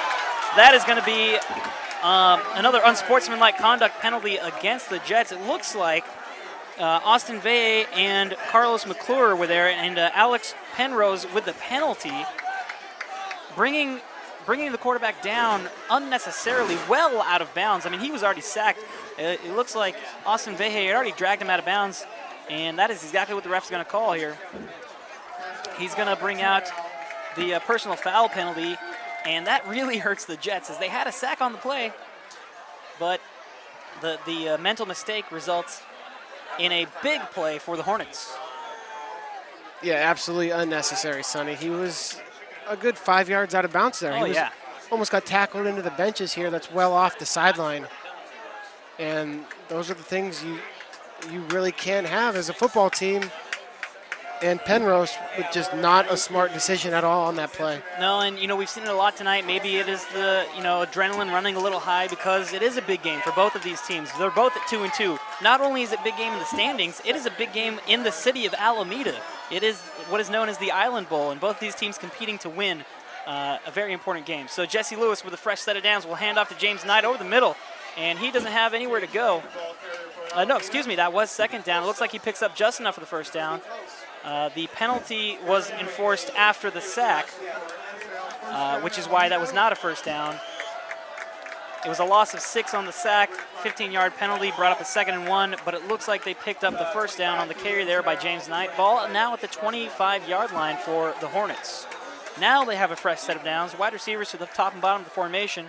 Outside to the left is Chris Bussey. Down here to the right is Gardner. In the backfield is Adam Awa. He'll take the carry.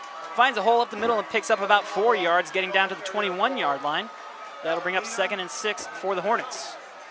Yeah, it would have been nice there to take a shot to Bussey. He's pretty much singled out there with one defender. It's normally Hunter, and I think they'll take a shot to him one of these times down the field because he's a playmaker. We saw him earlier catch that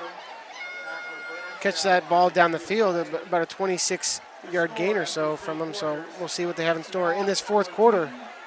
Yeah, that carry by Adam Awa was the 4-yard gain by Adam Awa was the final play of the third quarter, which was not a good one for the Hornets. They were outscored 14-0 in that quarter, and now going into the fourth quarter, the Jets of Encinal lead the game 14-7, 12 minutes remaining, although the Hornets now driving inside of Jets territory and looking to make a big play here. Adam Awa so far has made all the plays for the Hornets.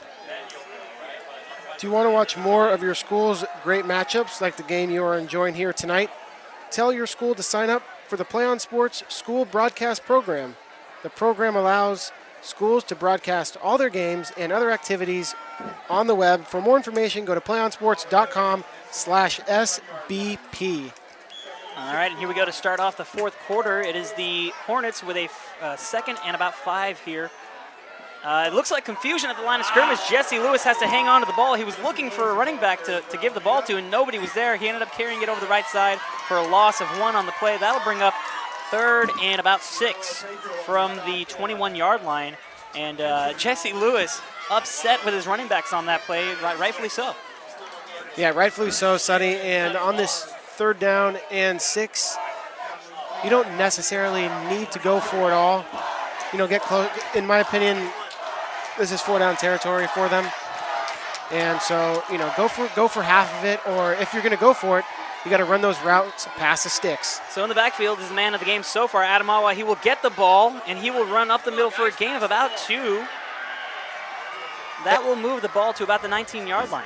Aaron Ve'e, the 6'3", 285-pound senior, with a great play there defensively for the Jets, number 77.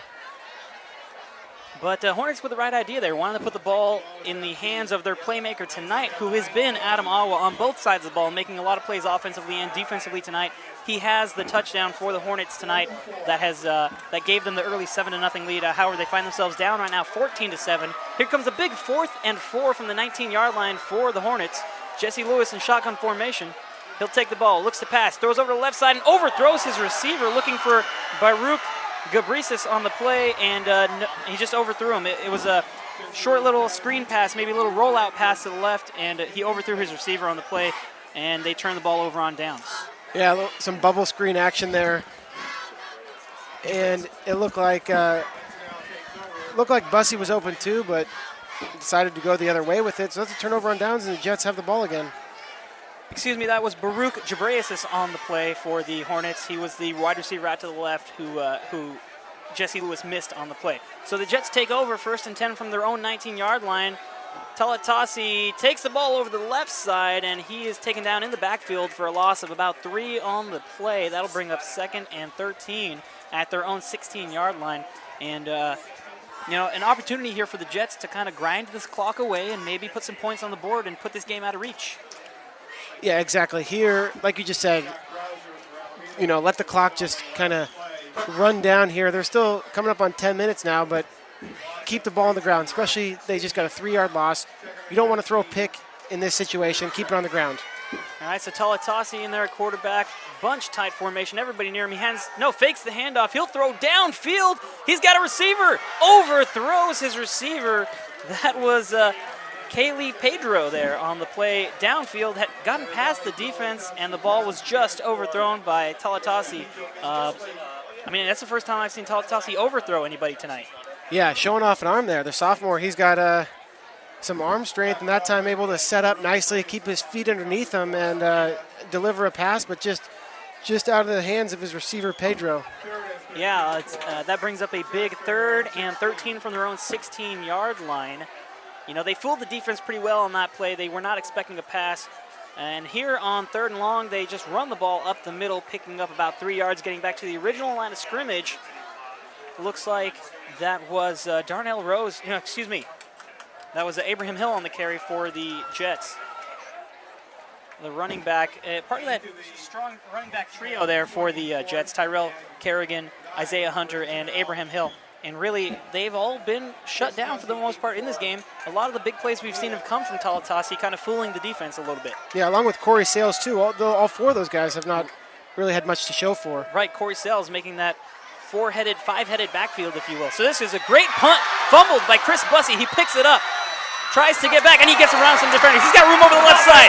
He's got players to get through, and he's tackled at the 41-yard line, but a great recovery there from Chris Bussey after initially muffing the punt, picks it up and gets past some defenders, puts his team in plus territory. And with a player like Bussey, somebody who's a game changer, sometimes muffing the punt isn't the worst thing in the world. Defenders overplay it, and there he was able to come back to the near side of the field and able to get a big gain. And there was a flag thrown. I think they might have picked it up there. So a nice run from Bussey. Yeah, Bussey with a great return after a great punt puts his team in great position. Now we've got trips left, 1 wide receiver to the right, Lewis in shotgun. He'll take the snap, roll to the right. It's the option. He'll hang on to the ball, and a great tackle there. Oh, man. Austin Ve'e making another big play for the Jets. He read that play perfectly. He came in from the outside, took away the pitch to the running back, and just gave Lewis a great hit, tackling him at the line of scrimmage. Yeah, I thought Lewis may have been able to pitch that at the last second as Ve'e dove for his legs, and Knight had had daylight, had all the room in the world off the right side there, Sonny. Yeah, great reaction there by Ve'e, making the tackle for no gain on the play. That'll bring up 2nd and 10. Now it's a 4 wide receivers, the shotgun set. Lewis back there with James Knight to his right. Lewis directing traffic. He'll take the snap. And rolling right again, it's the same play, and he does make the pitch to Knight this time. Knight is tackled. Is that Ve'e again?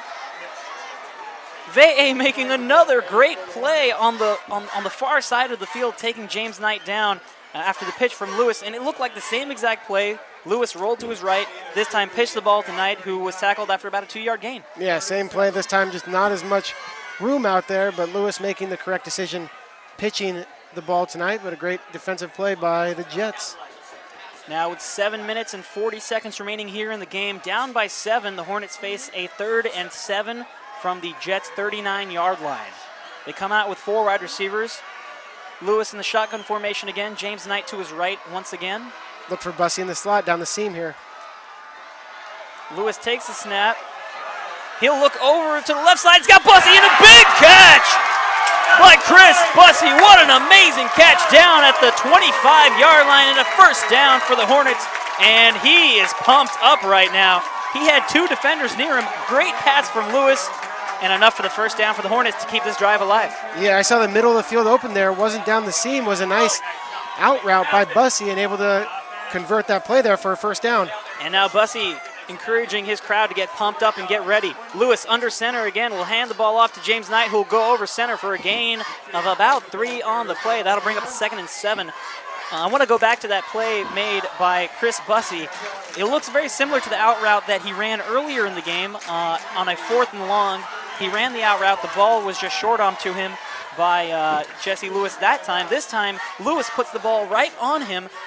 Bussey able to make the play and pick up the first down. He had defenders near him, but nothing enough to prevent him from making that catch. Yeah, a nice catch and a nice few yards after the catch as well for Bussey there. And they're definitely going to go back to it as he's getting manned up pretty much every time. Hunter's on him.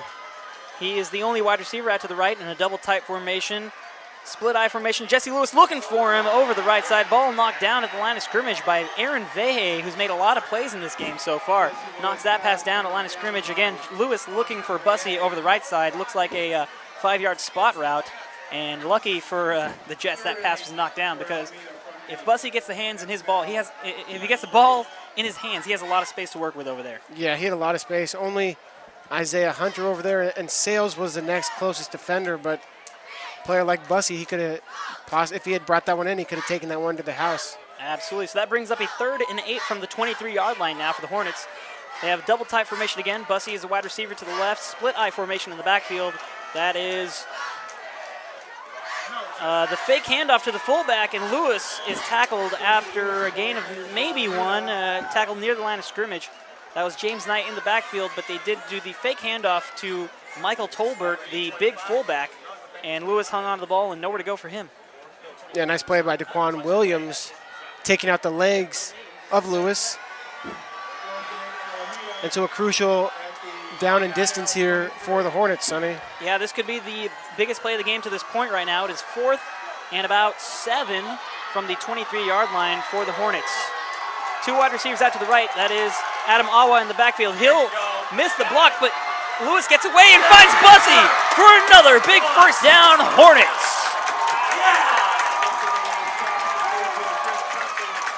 Amazing play by Jesse Lewis to evade the defender coming down on him.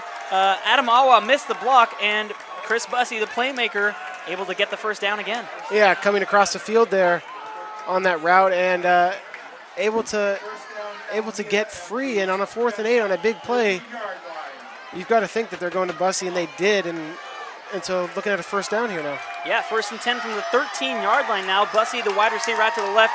Double tight formation. Lewis back to pass, looking for Bussey over the left side. He's got him, and a great catch by Bussey in the corner of the end zone.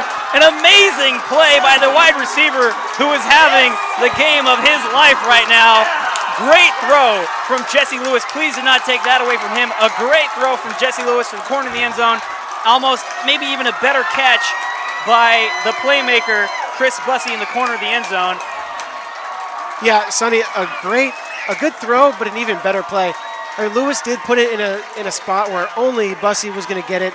Bussey just made an athletic play, dove for that ball, and there it was. You knew they were going to go to him at some point on that fade route, and they did there. And it results in 6 points. And they're going to call offsides here on the extra point attempt against the Jets, as they were fighting very hard to block that extra point. And now since it was offsides, Lewis looks like he's going to come back on the field. They might try to gamble here and go for 2. I don't know. They're talking with Lewis. Yeah, here comes the kicker. The ball gets pushed up a little bit further there. It's going to be, and they're going to burn a timeout here. They're going to talk about this one, Sonny. Yeah, with 5 minutes and 23 seconds remaining in the game, the score is now 14-13. Jets on top by 1. The Hornets here on the extra point attempt, they were going to try the field goal. Now they got the encroachment penalty. Coach brings in the team to talk about it, because this is a very manageable position for them with the running backs that they have, with the playmakers they have. They can make this a 2-point conversion and put themselves in a position to take the lead with 5 minutes and 23 seconds remaining in this game. Yeah, so it looks like the ball's maybe on the 1. Yeah, definitely inside the 2-yard line for sure. So yeah, this is just a big call for the Hornets. I mean, what formation do you run? Do you want to run that double tight and just try to pound it in like you've been doing the whole game? I mean, they've been able to pound the ball. Lately, the Jets have been playing better defense. So do you run that double tight with a play action, try to roll Lewis out and get it to Bussey? This is a tough call here, and the biggest play of the game so far. You know, it's not a bad position to be in for the Hornets coach, because it's a tough call because you have so many weapons that can make this play. So here they go. They will try for 2 with 5 minutes and 23 seconds left on the clock, down by 1. Slant to Bussey here if they throw it. Lewis is under center. Split eye formation. They made a toss, and that is a walk-in 2-point conversion for the running back, James Knight. And there's too many possibilities on the field. The Jets didn't know what to defend. They tried to defend the fullback dive. They faked it. They did the toss to James Knight. They wanted to make sure they had an eye on Bussey. And the forgotten man is James Knight, who runs it in for the easy 2-point conversion. Yeah, Sonny, that was an excellent play call. Once you see that handoff action to the inside, all the defenders are crashing down, and it's kind of a misdirection play. Then you have the pitch to the outside to Knight, and he walked in for the 2-point conversion. So 15-14 now in this Island Bowl game. Wow, what a game so far, Sonny. It hasn't been disappointing one bit, huh?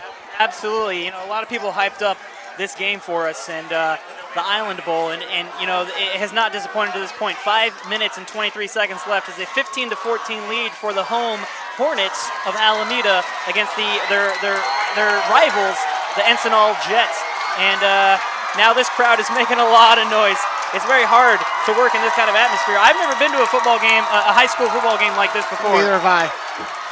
Atmosphere is amazing here.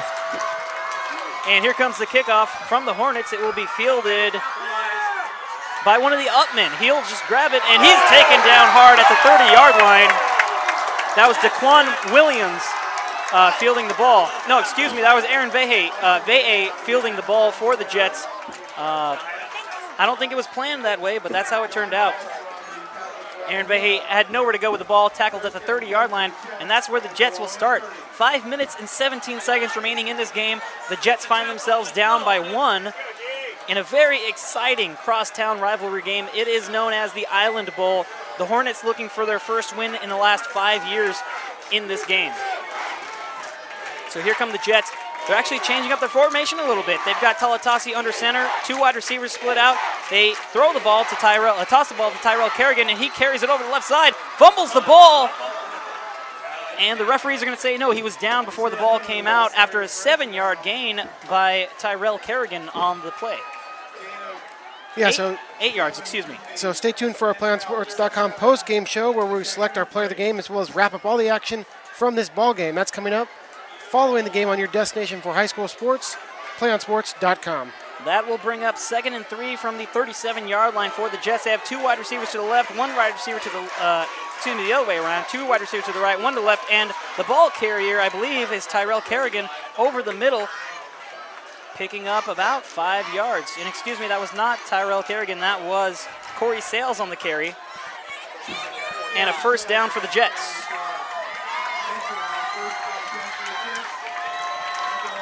Now, Yeah, so when it's so important, sorry, Sonny, they're able to move the ball here, and we'll see if they can continue to do that on the ground. Now 4.5 minutes remaining here in the game. Talatasi under center. In motion is Kerrigan. He'll take the toss over the right side after a gain of about 3 yards. And that'll bring up 2nd and 7 for the Jets. Big hits there from the Hornets defense. Last year, this contest 41-40 with the Jets winning, and that was the closest game since 2005. Not as high scoring tonight, but it's a one point game, and the Jets are on a drive here and may have a chance to go ahead. Definitely a defensive battle between these two teams. Here comes 2nd and 8 for the Jets. Talatasi hands off to his up man. No, did he hang on to that ball? Talatasi somehow hung on to that ball. It looked like he was being dragged by his own ball carrier for a gain of about 1. Very reminiscent of the Oregon game last week with Cole Laerla and Marcus Mariota dragging each other, and that's what you had right there. He wanted to pull it back, but Sales wanted the ball, and so they were just kind of running with the ball. That brings up a very crucial 3rd and 6 now for the Jets. Kerrigan in motion to the left. They hand the ball off to Sales over the left side. He finds a hole, but he only picks up about 3 yards on the carry, getting the ball to the 49-yard line of the Hornets. Crosses midfield with the ball, bringing up an even more important 4th down and about 4 yards for the Jets here. And Sonny, another huge play. We keep saying this, but now this is the biggest play to this point, pretty much, besides the 2-point conversion. And what do you do here? As you know, you got to be ripping your hair out as the offensive coordinator. I mean, you've kind of been able to establish the run. You haven't passed the ball too well. We'll see what they do here on this 4th down. Yep, 4th down and 4 from the 49-yard line. Talatasi back to pass. He rolls right. He throws the ball.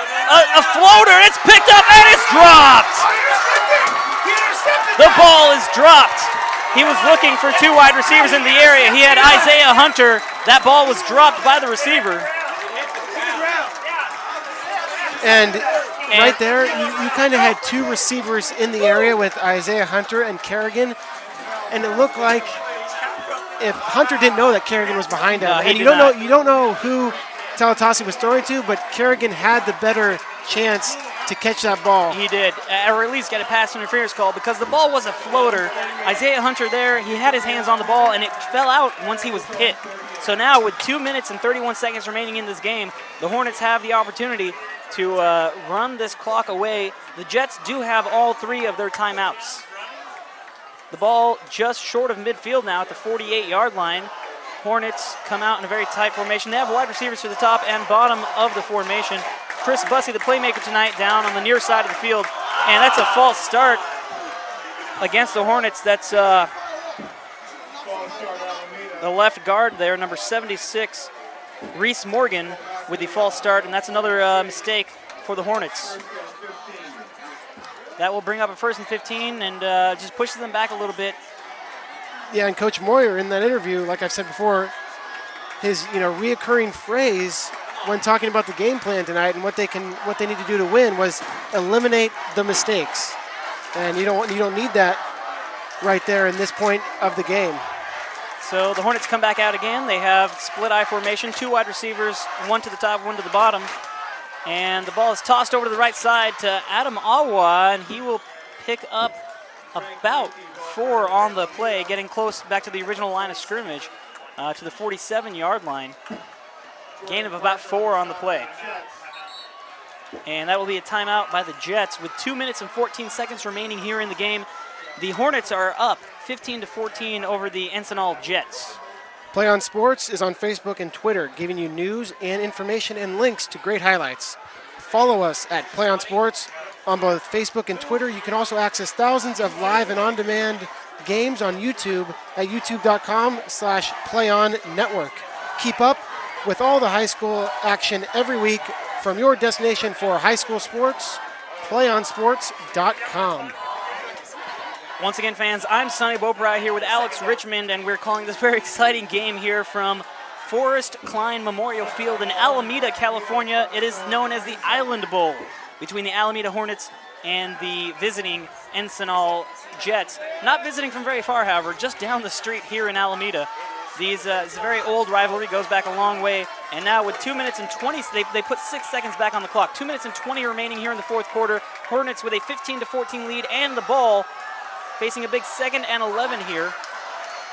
They have 2 wide receivers to the bottom of the formation, split eye formation in the backfield. Jesse Lewis under center. Takes the snap, hands off to the deep back. I believe that is James Knight, and he gets to the line of scrimmage and just passed it. Gain of about 3 or 4 on the play. That will put the ball right on the 50-yard line, right at midfield. And the Jets call their 2nd timeout. They do have 1 remaining. That will bring up 3rd and about 7 for the Hornets. PlayOnSports.com is not only your destination for Friday night football action, but it's also the place for the most comprehensive coverage of high school playoff and championship events in all sports from across the country. PlayOnSports.com, high school sports lives here. Don't want to forget our producer, Omar Lewis, doing a great job tonight. We're here in Alameda at Forrest Klein Memorial Field. 2:12 remaining in this game as that last play ran about 8 seconds off the clock. Now it is 3rd and 8 for the Hornets. The ball is right on the 50-yard line. And the Jets have only 1 timeout remaining, so they'll be able to stop the clock after this play. Hornets come out in what is going to look like a tight formation. No, they're going to bring 1 wide receiver to each side of the field. They got Chris Bussey on the far side. They got Ernest Gardner here on the near side. Split eye formation in the backfield. James Knight is the deep back. The fake to him. Jesse Lewis is going over the left side. He's going to try and get the first down. He goes down just short of the 45-yard line. That's where they will mark the ball. He is short of the first down by about 3 yards. And with the clock is ticking down to under 2 minutes now, and it doesn't look like the Jets are going to call their last timeout. 1:50 and ticking here. Our guest camerawoman, Mercedes McLean, doing a great job on the camera today, filling in for us here at PlayOnSports.com. The clock is going to tick down to 1 minute and 30 seconds here. They're going to let it click as far down as they can go, and the Hornets will call a timeout then, their final timeout of the game, and that will be at 1 minute and 21, excuse me, no. The clock is still going here at Forrest Klein Memorial Field, and they will stop it at 1 minute and 18 seconds.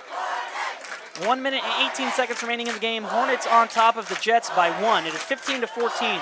4th down and about 3 now at the 45-yard line of the Jets. Yeah, and 1 more timeout remaining for the Jets. They saved their last timeout. Not a lot of time to work with, and you always wonder about that clock management. They burned about 15 or so seconds there, but I think you want the clock stopped. You don't want it to keep running, and so maybe they're going to sacrifice those 15 seconds. And in my opinion, they're going to have to throw the ball, Sonny. You're going to have to throw towards the sideline. You can't. It will stop it when they get first downs. Right. Wherever this ball goes on this punt from the Hornets, because it does look like they will take punt formation and punt from the 45-yard line. Wherever this ball goes, the Jets are definitely going to need to pass the ball unless they get a really nice return out of it. But that is Corey Sales back to return for the Jets. He's going to have to do some work here. He's standing at about now his own 20-yard line looking for this punt. And you'd think they'd be coming here, Sonny. Yeah, they're going to try and block this punt for sure. Nobody's hand on the ground for this one. No, they're going to let it go. Bad snap is handled by Lewis. He's going to punt it, and it's going to bounce. And this looks like a good one for the Hornets. No call from the referee yet. He's going to say they fielded it at the 1-yard line, maybe the 2. Wow, yeah, that was a nice line drive punt. From our vantage point, you couldn't see because from where I'm standing, it looked like it may have gone in the end zone or touched that goal line, but we're not looking right down the goal line, so we don't have the best vantage point. But what a punt, and They got 99 yards to go here, Sonny. They've got a long way to go to put any points on the board now with 1 minute and 10 seconds remaining in the game. They do have one timeout remaining. To me, on the punt, it looked like there was a player who had fallen down in the end zone for the Hornets trying to knock that ball down and touched it at the same time. Yeah. And if that was the case, it should have been a touchback, but the referees did not see it that way. They put the ball down at the 2-yard line, and the Jets have a long way to go here now. Talatasi under center. He's got a couple of receivers out to his right. Motion to his right. They're going to try the sweep. That is Tyrell Kerrigan. He's gone over the right side. He's at the 40, the 30. One man to beat the 20, 10. Oh my God. That is a huge touchdown for the Jets. A 98-yard touchdown run from Tyrell Kerrigan. Hey-oh! Puts it in the end zone. And the Jets have taken the lead with less than 1 minute remaining in this game. Tyrell Kerrigan, with what is quite possibly the play of this game, takes it 98 yards on the sweep to the right side, getting past all the defenders, finding his way into the end zone. No flags on the field. And it looks like the Jets now want to come out and try a 2-point conversion to make this a 7-point game. Sonny, we said they had so far to go, 98 yards, and one play, a simple toss play to the near side of the field. And what was amazing was Kerrigan was able to put his hand down about the 27-yard line, keep his balance, and from there it was just all speed. What an amazing play. An absolutely amazing play by the Jets in such a big game, this Island Bowl.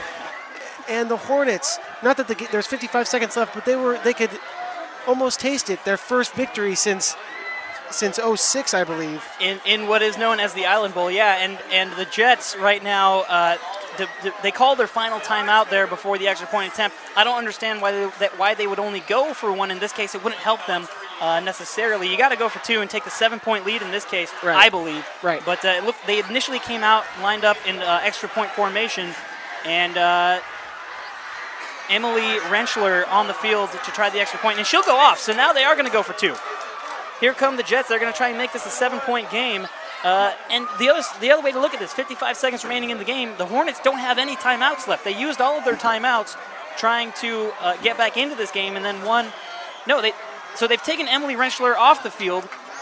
Corey Sales is back, looking like he's going to try the kick, and now a very strange formation. They roll left. They've got nobody there. Corey Sales finds the end zone. I don't think anybody knew what was going on, and here come the flags. Yeah, they throw the flag for that extra dive that Sales didn't need to do, but decided to take a nice big dive into the end zone. But a little gimmicky play there, a formation that confused the Hornets, and that option was wide open to the left side. A nice play call from the Jet sideline, and that penalty will be enforced on the kickoffs. On the kickoff, so, yeah. Hey, the Hornets aren't done yet. They have 55 seconds left, and they have Bussey, who is the biggest playmaker on the field. He's been a big playmaker, and they also have Awa, who's also another big playmaker on this team. You know, I want to go back to that 2-point conversion. You can't try that kind of play unless you know that you've practiced it in prior instances. The referees are going over the penalties right now. Unsportsmanlike conduct against the Jets. That will move this kickoff a little bit further up for the Jets and give the Hornets a better position. But on that 2-point try, you have Corey Sales back there lined up as a kicker, and the Hornets know that he is not their kicker. So you have to understand something's going on. They have a large formation, a large portion of their formation motion to the right and line up as if they're about to run this ball to the right. There's nobody over to the left side. The holder, Kaylee Pedro, takes the ball, and it was basically an option play from there for him. He started running to the left, had one man to beat, pitched the ball over to Corey Sales, who walked into the end zone. Well, he actually dove in, and that's where the penalty came from. And I'll tell you what, I don't think I've ever seen a better high school football game in my life. This has been a fun one in Alameda, the Island Bowl between the Alameda Hornets and the Encinal Jets. Yeah, I completely agree. Sorry, Alex. This rivalry and just the emotion in this at Fort Klein Memorial Field is absolutely amazing, and they haven't disappointed tonight. 22-15 with under a minute now. See if the Hornets can come back and win their first since 2006. The Jets kick off to Ernest Gardner, who picks it up out of the air. He's got a big return over the left side. He's going to get out to the 30-yard line. Wow, and it looked like he stepped out of bounds there around the 45, but able to keep his feet moving. A great return nonetheless by Ernest Gardner. Picked it up at about his own 25-yard line, right out of the air. And maybe that was a bad decision by the Jets to not squib that one like they had earlier in the game. I don't understand why they didn't do that there, but they kicked it straight into the arms of Ernest Gardner, able to find a seam on the near side of the field and work his way up into Jets territory at the 32-yard line. And now, just able to set up a return there. I would have continued to squib like they've been doing the whole game, but now with Bussey and Ernest Gardner and Awa, they got a chance here. 44 seconds left. 44 seconds remaining in the game. Here's Jesse Lewis in shotgun formation. He's got two wide receivers on each side of him. He's got James Davis next to him in shotgun. He'll drop back, look to his right side. He's got Chris Bussey on the out, who almost drops it, but does secure the pass and picks up about 9 yards on the play. Does not get out of bounds. 34 seconds. And it looks like the Hornets have called a timeout, but I believe that they were all out of timeouts. I may have been mistaken because the referees have given it to them and not called, there's not been a penalty on the field. Yeah, and if Bussey was able to haul that one in cleanly, he would have had a chance to break it outside and get out of bounds there without burning a timeout. But as the Jets defense has to know they're going to Bussey there. They've run that play a number of times where they have the outside receiver run the corner off and Bussey comes underneath on that out route, and it's worked every time. That's the second time he's caught it, the third time they've ran it tonight, I believe. The third time he was open on it, and Jesse Lewis found him for a gain of 8. That brings up a 2nd and 2 from the 24-yard line. Chris Bussey lined up to the left now. He's got one-on-one. He's one-on-one with Isaiah Hunter. And now the referees are discussing something. Yeah, and Sales coming over to talk to Hunter. Because right now with Bussey, he can run that fade route. He's got a lot of room to his left.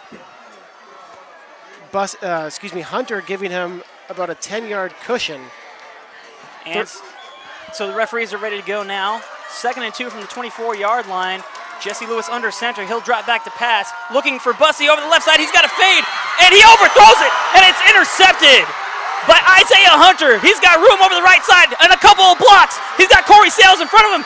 Cuts across the middle of the field. Jesse Lewis, the only man to beat, and he's going to find the end zone. There are flags all over the field as Isaiah Hunter runs this one into the end zone, and there's another flag at the end for another showboat. They're going to bring this one well back. There are flags pretty much everywhere on the field now. I got to say, I saw a couple of holds on the return and excessive celebration there, unsportsmanlike conduct.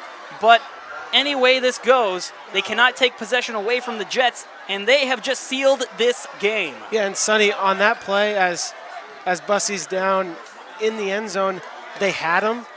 They had him on that play. Lewis had him. It just hung a little bit too much in the air because Bussey was he was trying to throw that fade like they got before where he threw it outside to his outside. This time he was inside the defender, and if it was more on a rope, not as much air underneath it, it could have been complete, but it sailed on Lewis, went over Bussey, and Hunter there for the interception. Ends up in the hands of Isaiah Hunter, who as of right now, returned that for a touchdown, but the referees they're talking about their penalties because there are flags all over the field right now. And that's a killer. That's a killer for the Hornets. They've been going to that play a lot of this night. They've been going up for Bussey. It worked for a touchdown earlier in this game. Just like he said, an overthrow from Jesse Lewis on the play, and it was played perfectly by Hunter. He saw that it was going over the head of Bussey. He just able to sit right under it, almost like a punt return. He sat under it, let it come into him, and he was going the other way. Yeah, and kind of lucky for Hunter because Bussey had him kind of shielded, had the defender shielded from him, so he was going to be able to make a catch if it was, near him. But Hunter able to come up with that overthrown ball there, Sonny, and just unfortunate for the Hornets who were driving down the field, and now there's 12 seconds left. It almost looked like Bussey jumped a little bit early looking for that pass to come in. He jumped a little early for the ball, and that allowed the ball to get just by him. Right coming out of the hand of Jesse Lewis, it did not look like a bad pass. But the referees are now making their calls. They have ejected a couple players from the game for the Jets for unsportsmanlike conduct. I believe Corey Sales is one of those players. No, they have ejected Tyrell Kerrigan, who returned the interception for the touchdown for unsportsmanlike conduct. I believe that was his second unsportsmanlike conduct of the game, which results in the ejection from the game. But going back to the interception, Isaiah Hunter sitting back waiting for it. If Chris Bussey doesn't jump too early to get to that ball, this may be looked at the other way around. He may be celebrating the end zone as right I now. continue to think about that play, that's a good point, Sonny.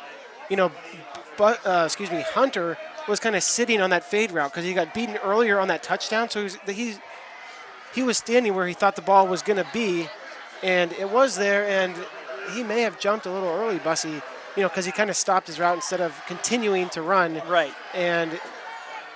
And so from looking at that, it looked a little bit high. But if he had continued to run that fade route like he did on that touchdown pass, right, could have been a different result. But they keep moving the ball back here, Sonny. It's all the way back to the 6-yard line. Yeah, I think what they did is they took the penalty from where it first occurred, the first holding call, which happened near the 40-yard line. And from there, they enforced 4 different penalties. I think 2 different unsportsmanlike conducts, 1 holding and 1 clipping, and that pushed the ball all the way back to the 6-yard line. And now the Jets have the goal line right behind them. They have that to worry about. They have to make sure they get this center quarterback exchange right. And Talatasi gets the ball. He will kneel, and that will be the end of this game. The final 10 seconds tick off, and the Jets begin their celebration. That was an exciting football game, Alex. A lot to talk about. We have to talk about who the player of our game is. We have to talk about some big plays that happened in this game. But before we do that, we're going to hit a little break. Ladies and gentlemen, we invite you to stay tuned to PlayOnSports.com for our post-game coverage.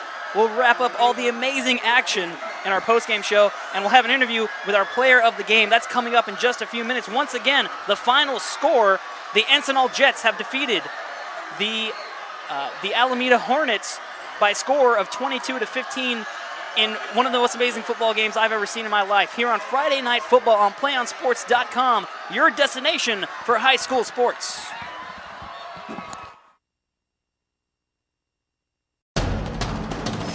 We can get a player up here. Oh, that's good stuff. All right, perfect. Prepare a Wiley Ballard graphic. Do you want me to start the stream? Start the stream. Camera 3. Beautiful. We're coming in on 1. For more information on how your school can join the Play On School broadcast program, go to playonsports.com/SBP.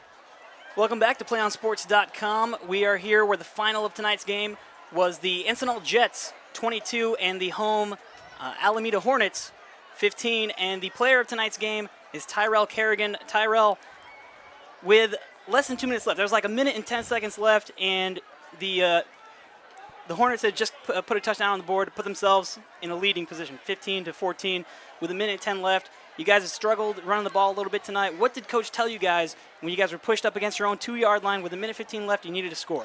All the coaches telling me find a seam and bust. They said, with my speed, no one can catch me once I get in the open. I found it. That's what I did. What did you see when you turned that corner? Because when you first got the ball, you were sweeping to the right side, and it looked like there wasn't a whole lot going on out there, and you found a hole. Man, I just followed it and was being an athlete, broke for it, you know. The high step against number 4, I feel too good. Man, yeah, you had a tough time running the ball a lot of the game, and then kind of broke it open there in the second half. The third quarter, you guys had a lot of success. What happened during halftime to change that for you guys? How did your running game change in the third quarter? I mean, when I went in there, like the first thing I did was sat down. I was just thinking to myself, we have a girl, a field goal kicker, so I'm telling her, like, I'm gonna get you in there. And that was my plan, and I did it. Yeah, you guys really came out in the third quarter and pounded the ball. You guys put up 2 touchdowns, went up 14-7. Obviously the 98-yard touchdown run almost sealed this victory. What does it mean in a game like this? It's the Island Bowl. These are your crosstown rivals. What does this kind of win do for you guys now and the rest of the season? I mean, it's a big motivation. Like, this is the biggest game to me, for all of us, even if we don't make it to playoffs. This is the biggest game to me. Like, it's crazy how that just happened. The Island Bowl is your Super Bowl. It's overwhelming, yes. Well, thanks, Tyrell Kerrigan, the player of the game tonight. He had the 98-yard touchdown run to almost seal this game for the Jets as they defeat the Alameda Hornets by a score of 22-14 here at Forrest Klein Memorial Field in Alameda. For Alex Richmond and Omar Lewis, I'm Sonny Bobright. Thank you for tuning in to PlayOnSports.com, your destination for high school sports. We can get a player up here. Oh, that's good stuff. All right, perfect. Prepare a Wiley Ballard graphic. Do you want me to start the stream? Start the stream. Camera 3. Beautiful. We're coming in on 1. For more information on how your school can join the Play On School broadcast program, go to playonsports.com/SBP.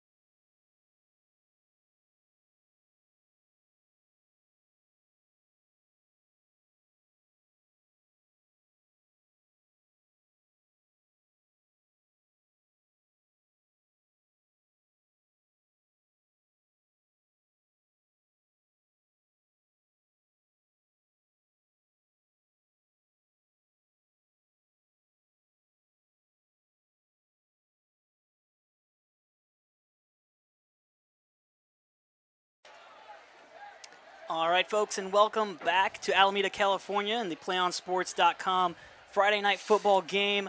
I'm Sonny Beaupre here with Alex Richmond, and we just watched an amazing football game where the Encinal Jets came in here to Alameda Hornets territory and took away a big win against the Hornets in what is known as the Island Bowl by a score of 22-15 in what was an amazing game.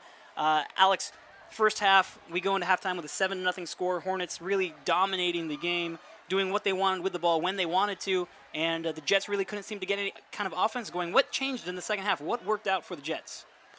Well, in the second half, the Jets were really able to run the ball a little bit better. We saw that third quarter. They really had some success running the ball, and which wasn't the case in the first half. Their passing game was non-existent. They completed a big pass in the third quarter for that first down. And, right. I think at halftime, a little bit momentum was going their way. Even though they were down, they had some stops on defense on the Hornets. Right. And, I mean, wow, this was quite the game, and it really lived up to everything that I've heard about this Island Bowl. And all the scoring really happened in that second half, 22-15, the final score. And our player of the game, Tyrell Kerrigan, that was quite the run. He said this was his best game of the season, and almost going down here around the 30-yard line, stuck his hand in the ground and took it to the house. So a great turn of events, a great game plan from the second half on for the Jets, able to really run the ball. And it's surprising. We talked about their roster and how that might play a factor, being such a small roster, but it wasn't. We saw their heart, and they really played it out to the final whistle here. Right. Tyrell Kerrigan, player of the game, with the play of the game in the fourth quarter, just over a minute left in the game, and the Jets find themselves down in what has been a really bad fourth quarter for them. And Tyrell Kerrigan able to take the sweep over the right side, 98 yards to put his team ahead in what was eventually the final score, 22-15. In the Island Bowl, the Jets winning their 6th straight Island Bowl game here against the Alameda Hornets in what is a rivalry that's gone back almost 60 years. A big game for both teams, and we saw it play out here in the end. A lot of emotions running very high for both teams. Big win for the Jets. How does this help them going forward, and how does this really hurt the Hornets going forward? Well, it helps the Jets because their coach said this is the worst they've struggled in about 5 years. Mm-hmm. They lost a number of position players on both sides, on both sides of the ball, some cornerbacks, running back, wide receiver, the MVP of the league offensively and defensively for them last year. And so this definitely helps. I mean, we heard in your interview with Tyrell Kerrigan, he said this is the biggest game of the year for them. Yeah. And so winning a game like this in this kind of fashion on the road, not too far from their home, but it is a road game for them, is huge for them. I mean, they can just build on this with their young quarterback and the kind of inexperience that they have. This will definitely be a building block in the right direction for them. Yeah, and a big win for the Jets. Unfortunately for the Hornets, somebody had to lose this game, and it was them. They fall to 2-3 on the season, whereas the Jets bump up to 3-2, and a big win for them in what is known as the Island Bowl. For Alex Richmond and Omar Lewis, I'm Sonny Beaupre. Thank you for tuning in tonight, where the Encinal Jets defeated the Alameda Hornets by a score of 22-15. Thank you for joining us here at PlayOnSports.com, your destination for high school sports. One match away from immortality. This is a total team effort. We're